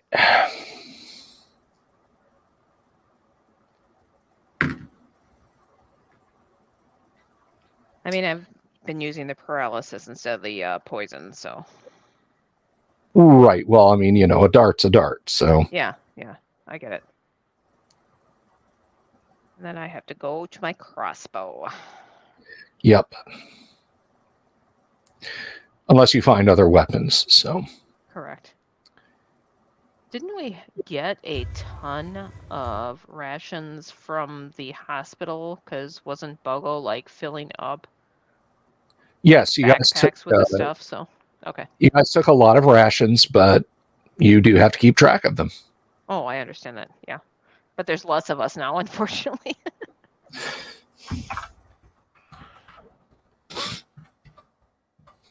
All right. Bear with me just a moment. Not a problem.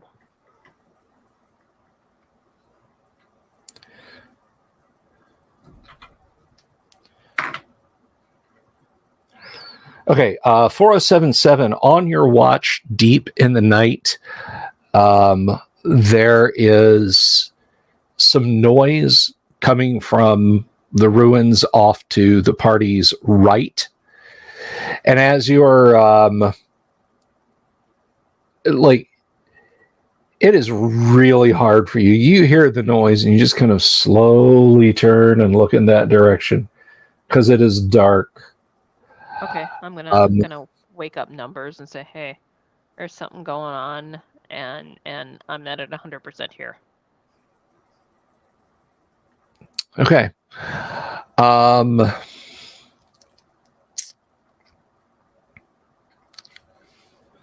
Well, Numbers, you're being awakened. Sorry, dude. What do we got? I can't tell. It's too far. They're roughly humanoid. Hang on a second. Where did it? There's 4 of them. And at first you think, okay, these are humans in some kind of uniform and body armor, but the closer they get, you see the telltale indications that they have carapace skin. But they are wearing uniforms, and what's their stance like? I mean, do they look like they're on patrol? Kind of. I mean, do I see like weapons? Yeah. You. The closer they get, and they get about, damn it, 20 meters away, before they kind of stop and take cover. Or not really cover, like scrambling for cover, but sort of kneeling down. One of them like holds his hand up and clenches a fist, and the rest of them drop down. We got trouble, 77. They look like Surf, and you've met Surf before. All right. We'll poke Doremi too. Wake up, dude. We might need to get out of here fast. Oh my God! He sits up, pushes a button, the seat slowly rotates up, and he said, "I was having a wonderful dream where Numbers wasn't an asshole."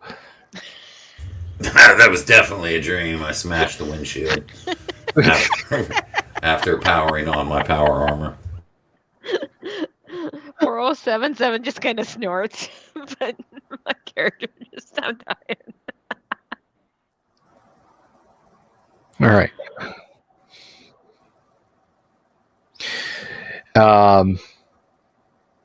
So they're kind of watching you guys. Again, they appear to be Surf. You've dealt with Surf before. They're kitted up. They're in battle rattle. You don't immediately see any weapons.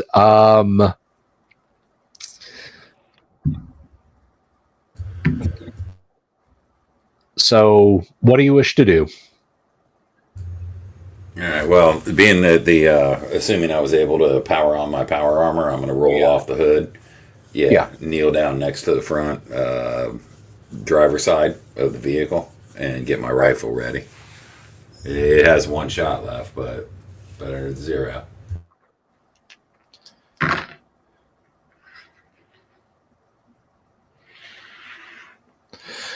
Okay, the one that is closest to you shouts, state your intention in this zone. State your intention in this zone. That's not going to do, mister. Let's see those hands. Ha! You'll see them when they're separated from my corpse. Okay. So what are you doing there, Numbers? I'm taking a shot. Okay. Go ahead and roll your attack. I'm taking my shot, my last shot. Hey, it's an 18. That will actually hit. Let me snag some dice here. I got, I believe, 66 on that thing. Yeah. Yeah, that'll be it. Ooh. 23. Ooh. Okay. Yeah. He's kind of rocked back by that. 4077. What are you doing? I will take a shot with my needler. Same one or a different one? Different one. Okay.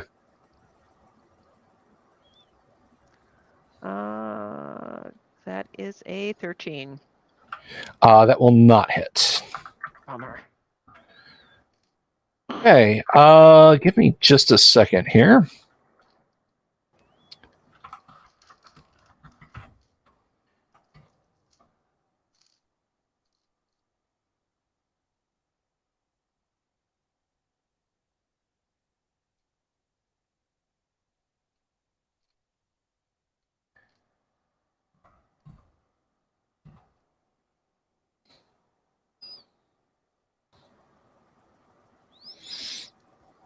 All right.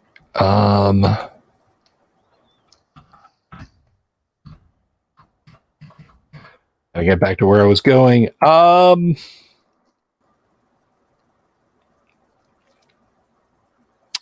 Let's see you.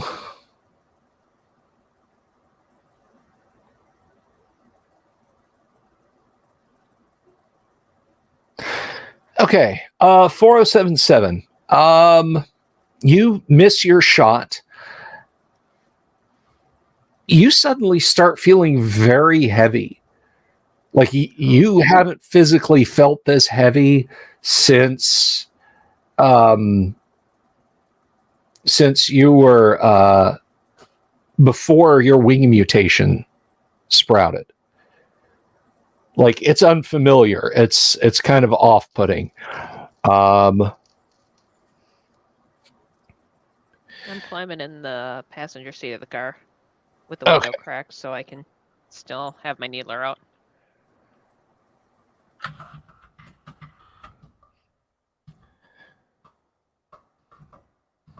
Just a moment here.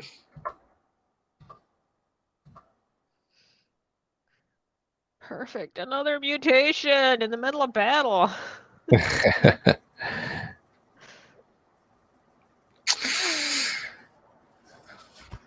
Okay, what is picking up on these guys, by the way, with their moods? They are suspicious and hostile. Big surprise. They were initially suspicious. Now they are hostile and angry. So I need to, let's see. Y'all give me just a second here. This is a new a new thing here that's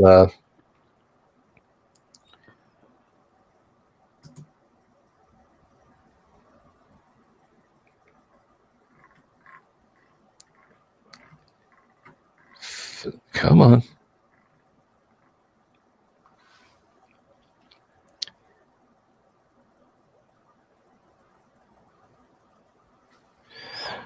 Okay, what is Numbers mental strength, please? I believe that's 14. One moment. 14, okay. Yes, it is 14. All right. My apologies to everyone listening and or watching there. I just needed a quick look up the chart here. This is a great PDF printed. it's not so good for searching. Hey, the GM DM looking through the rules. I mean, that adds to the realism. It's the verisimilitude of the live stream. Okay. Numbers. There is a high pitched ping, and you are dizzy, and it is like you have double vision for a second. It's very off putting. And you will take 13 points of damage. All right, well, that's not good. I was gonna ask you, by the way, did we heal a hit point or two over the time since the last, or are my wounds correct here? Your wounds are currently correct. You guys you left the spaceport after your shootout with the androids, and now you're here. There's been no rest. All right. Well, I howl out in pain or whatever, but Okay. not the first time or the last time.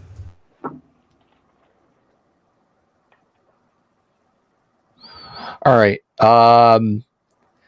You kind of hear that sort of build up keening sound in your ears again, but it fades away. So it's a new round. What does Numbers wish to do? All right, so question. So we've got Doe, and we've got 4077, and we got me. That's what we got, right? That's what you got. We got 4 of these guys, and one of them, I think I got a good knock on him. Yeah. And Doe's alert. He's going to do stuff, or is he just? I mean, no. Doe's alert. He's got the seat up, and you can feel the rumble of the vehicle. He's hit a couple of switches.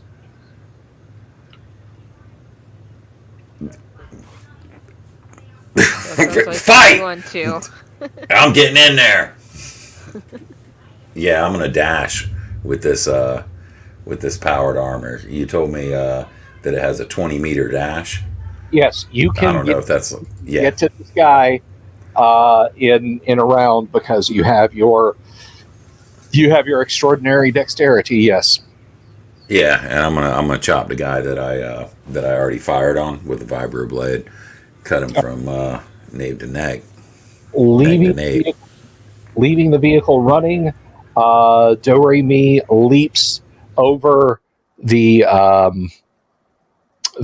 door jamb and is behind you. But he's even in your powered plate, you're faster than an unarmored human thanks to your preternatural dexterity. So you run over towards the serfs, and you're toe to toe with this one, and he stares at you with his yellow eyes, and you can definitely see you got him good, and he's wearing it's an ancient uniform, but it's been patched back up. There's a number of badges and decorations, and you think these are probably scavenged, that or this guy is the Marietta, Georgia spelling bee champion of 2015, according to one of the badges on his uniform. So he's right there in front of you. You can chop at him if you wish. Yeah, I'm taking the head off. Another 18. How about that? That's a flat 25 points of damage. You had done how much in the previous round? 30 something? 23. 23, 25. 48. Okay. Yeah, he grasps his abdomen and falls, pitches forward on the ground. 407 set. What is 4077 doing? I am going to use my needler again. Poison dart or trank dart? Trank. Okay, roll initiative then for me, if you would, please, Savvy. Sure. That is a 6. That is a tie. Unfortunately, you are being mentally attacked. What is your mental strength? 16. 16. That is a good mental strength. Not as good as it used to be, but Well, it's not bad. I'll take it. okay.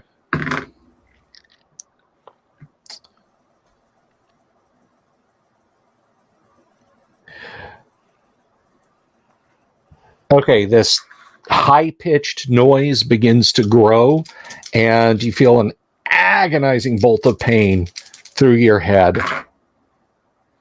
And you take 12 points of damage. Numbers is 13, correct? 14. 14. Okay. We gotta take these buggers out quick. Yeah, that's why I wanted to get up right in there. All right. Unfortunately, numbers. Yeah, you feel that surge of agonizing pain, and you take 8, and then another. Yikes! 11.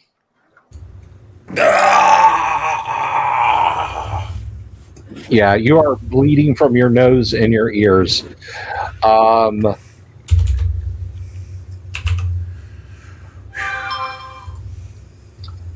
It's something like that, but much higher pitched. That's my son's phone I'm charging.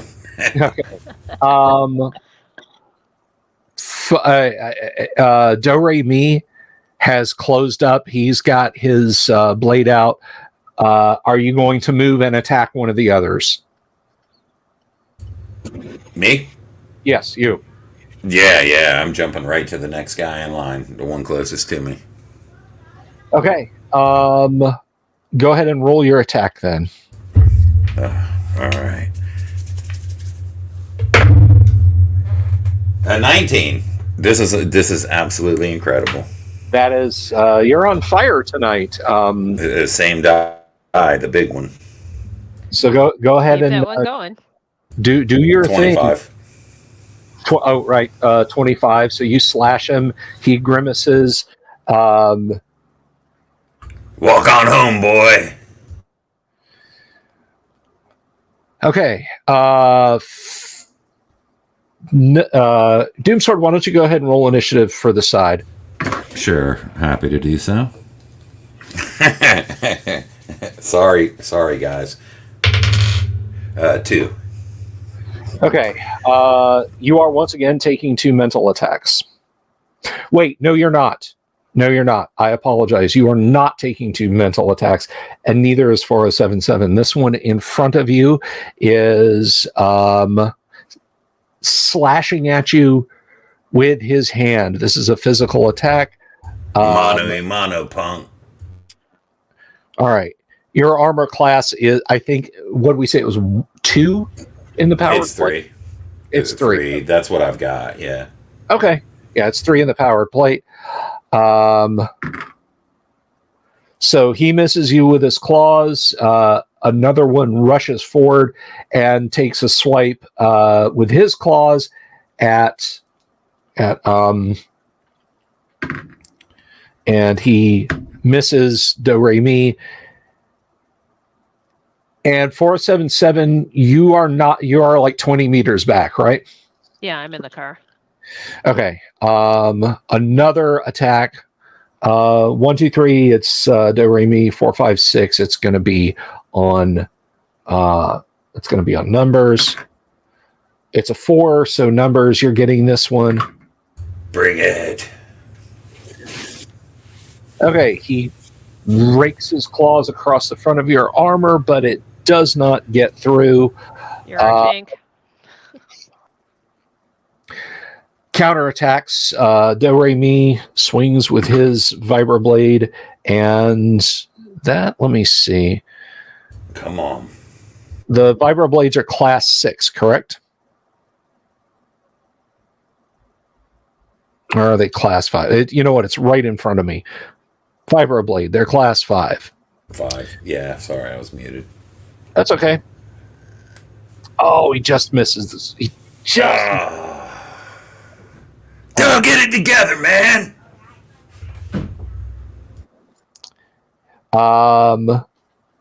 So that was him. Take your shot there, 4077. That is a 17. A 17. That will hit. Roll 3d6, please. Okay.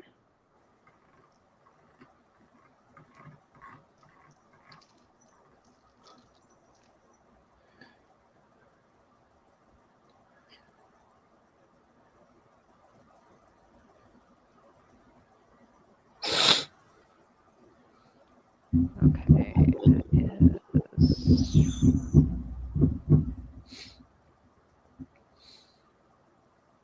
21. All right. Well, that's more. Wait, 21 on 3d6? Oh, No. sorry. Try again. My bad. My bad. I can't count tonight. Too much wine. 3d6. 12. Mhm. That's 3d6. 12. 16. Okay. That is enough to. Let's see. Oh yeah, that's enough to put him out. So there's one serf that's now knocked unconscious. 2 are still in combat. Numbers, you going to try and hack this guy again? Yeah, is this the one that's still wounded, or do we have 2 guys who are okay? No, he's still up and fighting you. All right. Yep. All right. Come on. The law of averages is not in my favor. All right. I ain't lying. I got a 16. Dude, you get a hot hand some nights. How many nights have you sat here and missed? I'm just telling the audience. I know you know. I do know. Okay. That's 25 points. You run him through the heart. He screams and drops. The other one, the remaining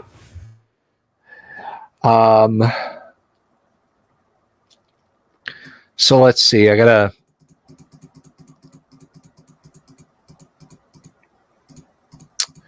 the remaining one.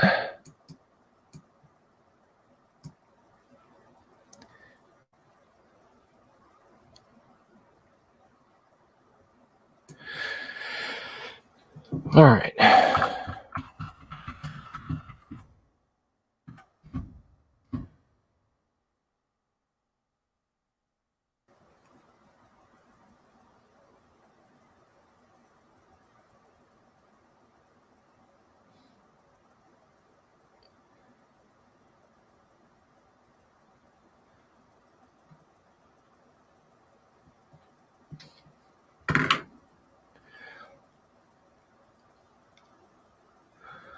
Okay, and what is all right? So numbers, you are 13, correct? Your mental strength 14.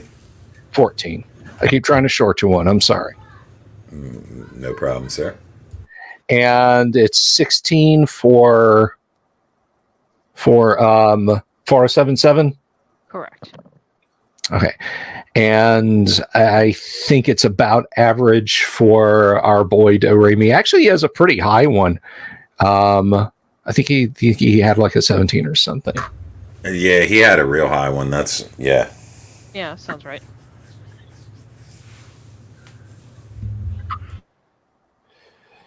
Okay. 4077, you are struck by a wave of nausea and weakness. Your vision blurs. Your vision, I mean, you are already not doing well. You grow weak and feel like you want to collapse. Do-Re-Mi looks about as bad as you feel.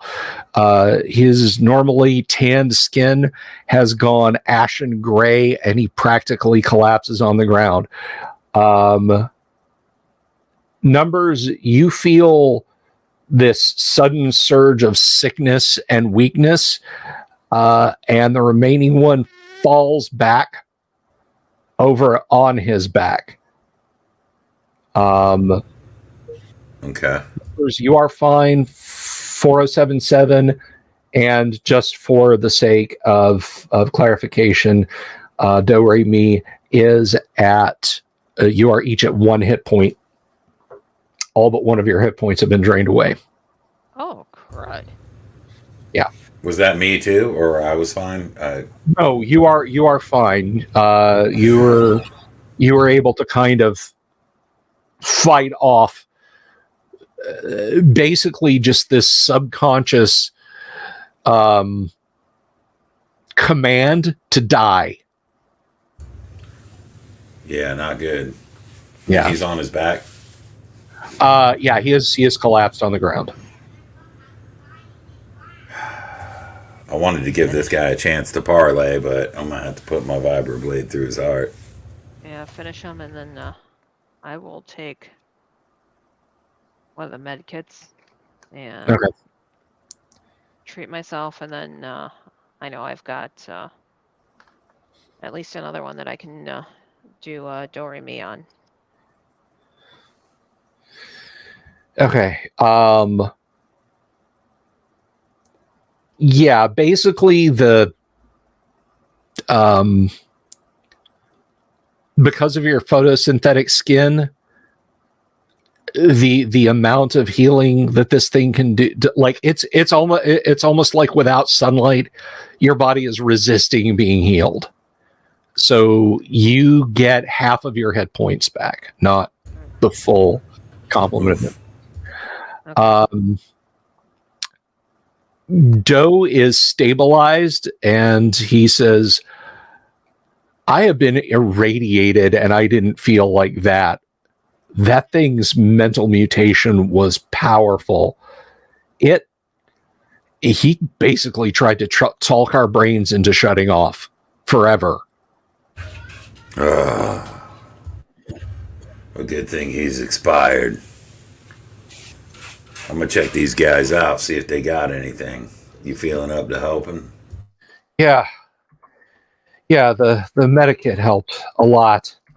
Yeah, he's probably in better shape than I am, so we've got one kit left, so we can use it tomorrow, and whoever's the worst off, and we'll try to find more medikits then, as well as fuel. Kind of back to where we were before.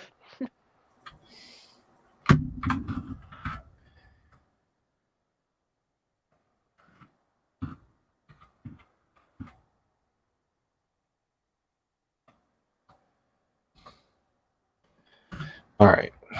If we ever see these things again, let's try to drive them off before they get close.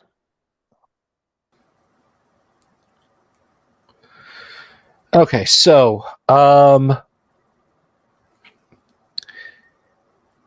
the first one you attacked has a handgun type weapon, and let me see.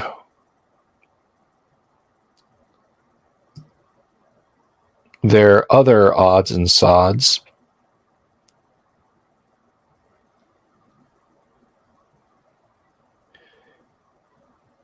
Yeah, you're not exactly sure what it is or why he wasn't using it, but it's in good condition.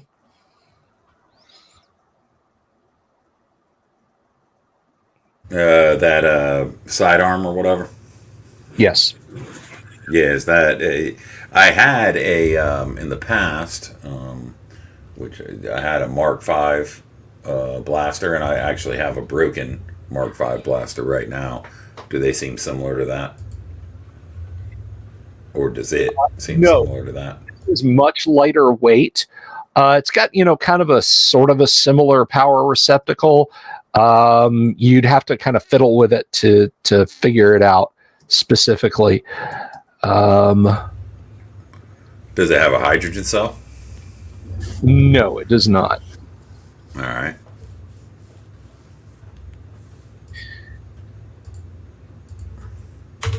What else we got from these guys? I will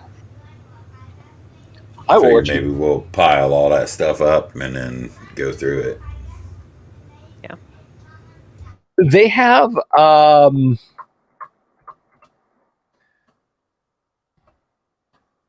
they have like some rations, and by rations I don't mean like the packs you guys have got, although they're all ordered the same. Like everybody has like a small hard green apple, 4 pieces of dry cracker like bread, some strips of meat, and a couple of canteens of water. It's like all packed the same. So they were organized.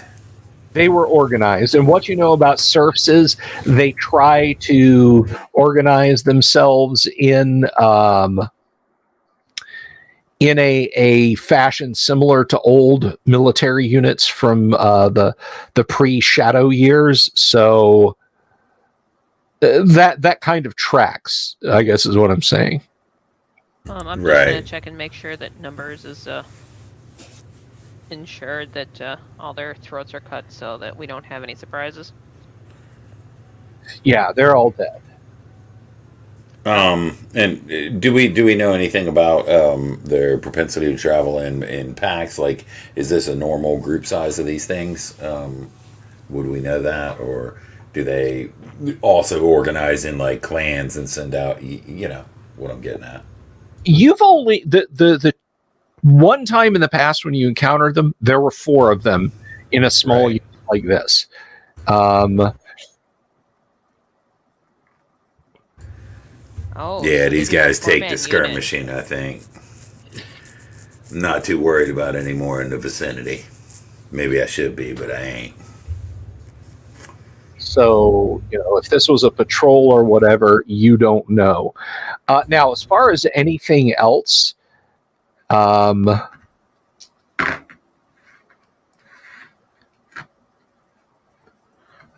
just going to take that roll. I don't care what it is. The leader type, in addition to the pistol, I'll just go ahead and state it flat out because you've seen this type of gadget before. It is a cigarette lighter, or a lighter. There is no fuel in it, but otherwise it is in great condition. All right. That's about the extent of the stuff. Yeah. All right. Being that Doe's not here, I'll take a look at the hand weapon, the pistol, whatever. Okay. Do they have any ammunition at all for it? Go ahead and give me. You don't know. Number says it. Go ahead and give me a roll. That's an 8. Yeah, it's pistol shaped. Right. Ooh, miraculous. Yeah. I think I'd probably take a sometimes it takes some time to get to the bottom of this kind of stuff. I'll take a couple more looks, and if not, I'll toss it back to Dell. He's our I fixer. mutter Captain Obvious under my breath. Well, then stop asking obvious questions or making snarky remarks under my breath. That's a 7. Okay, yeah. So there's the normal pistol layout, and across the top, it's unusually flat. And you realize if you slide something, it exposes what appears to be a bank of solar cells. Nice. See, I'm getting it.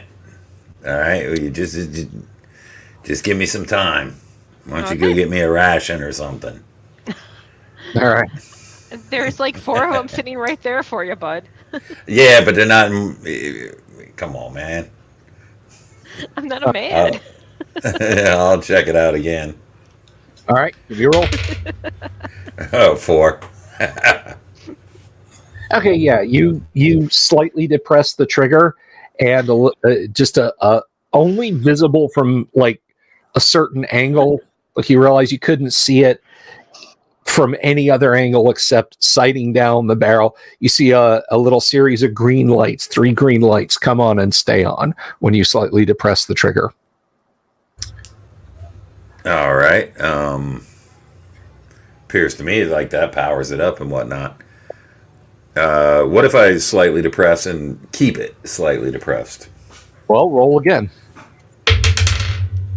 That's an 8. Just slightly depressed and holding it does nothing different than keep the green lights on. I look over his shoulder and say, "Really? Aren't you supposed to be the weapon, dude?" And I go back. This thing on. I'll try once more. Okay, roll it. 7. Actually, a 7 might.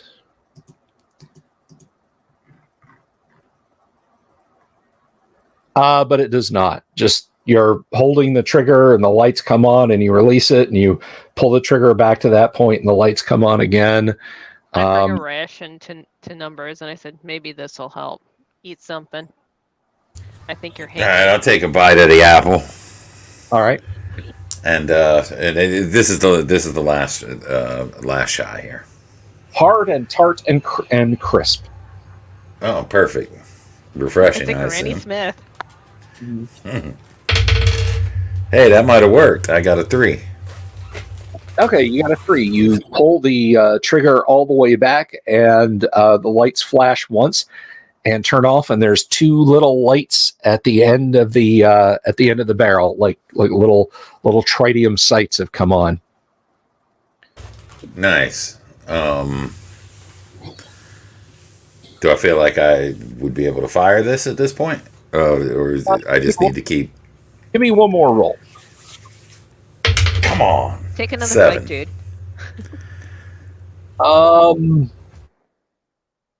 Nope. Sorry, I'm too close now. Maybe pushing it too hard, or Dip what? it in the caramel.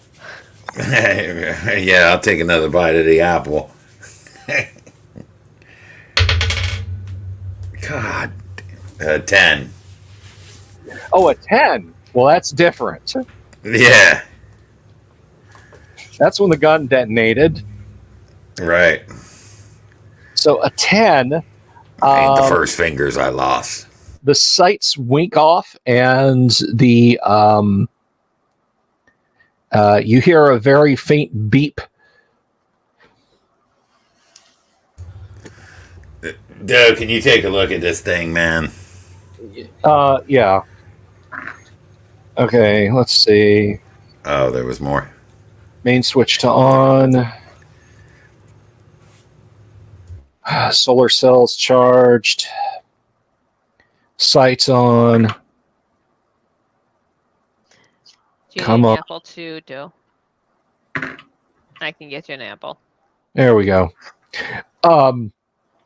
Yeah, you hear there's like a buzzing, like angry insects comes from the weapon. You don't see any immediate effects on anyone, but he says, "I think if I'm right, this is some kind of weapon that renders you unconscious, kind of like the darts from 4077's gun, but there's no dart. It just sends out a wave of power. It charges off here, off of this thing, so it'll never run out of power as long as there's sunlight, kind of like 4077 over here. But you know, it's pretty handy, and there are he checks it again.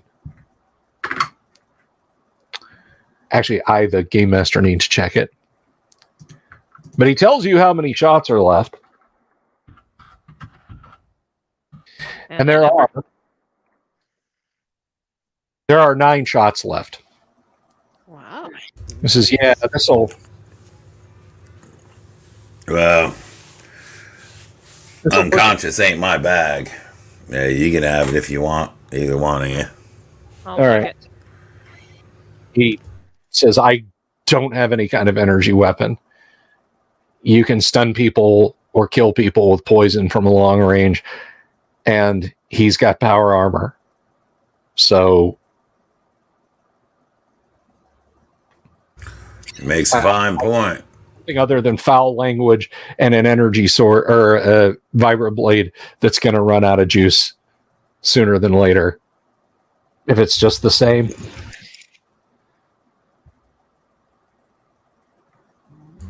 I'm good. All right. He clips the little holster it was into his belt. And that is where we're gonna wrap for this evening, guys, because again, I just have the 2 players. Hopefully Kevin will be back next week. We know Yang won't. He will be out for another week. But hopefully he'll be back on the following Friday. And that's about where we're going to wrap. So I thank you very much to both of my players who did make it. Thank you to the folks out in the audience. We'll be back Monday. We got Mail Call Monday coming up because I got some cool stuff to share with you guys. Sorry, Trace, you just got here and we're wrapping up. But just remember, if you haven't already, please click like and subscribe. And click the bell icon for notifications. You can leave a comment down below if there's something that something about the video that you'd like to talk about that you didn't get to talk about in the comments. Survived. That's a plus. Yeah, both of you guys survived attacks by very angry militaristic mutants in the Gamma World Wasteland, and Nice. That's a step in the right direction. So thank you again to both of my players, though, and thank you to you for hanging out. Always a pleasure. And I will see everyone on Monday evening. Tuesday, we have guests, and if my players are okay with it, we'll move AD&D to Thursday just for next week. But I will keep you guys updated on the interwebs as to how that happens. Y'all take guess. I'm pretty sure they'll be okay with that.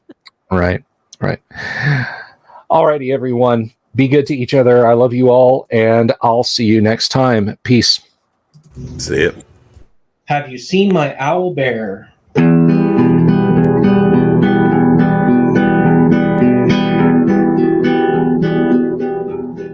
Here's to all the weirdos everywhere in the woods and in the air. Have you seen my owl bear? Should I shave off all my hair? Bobs are all around. Some live in tunnels underground. Some are fat, some are rich, some are sleeping in a ditch.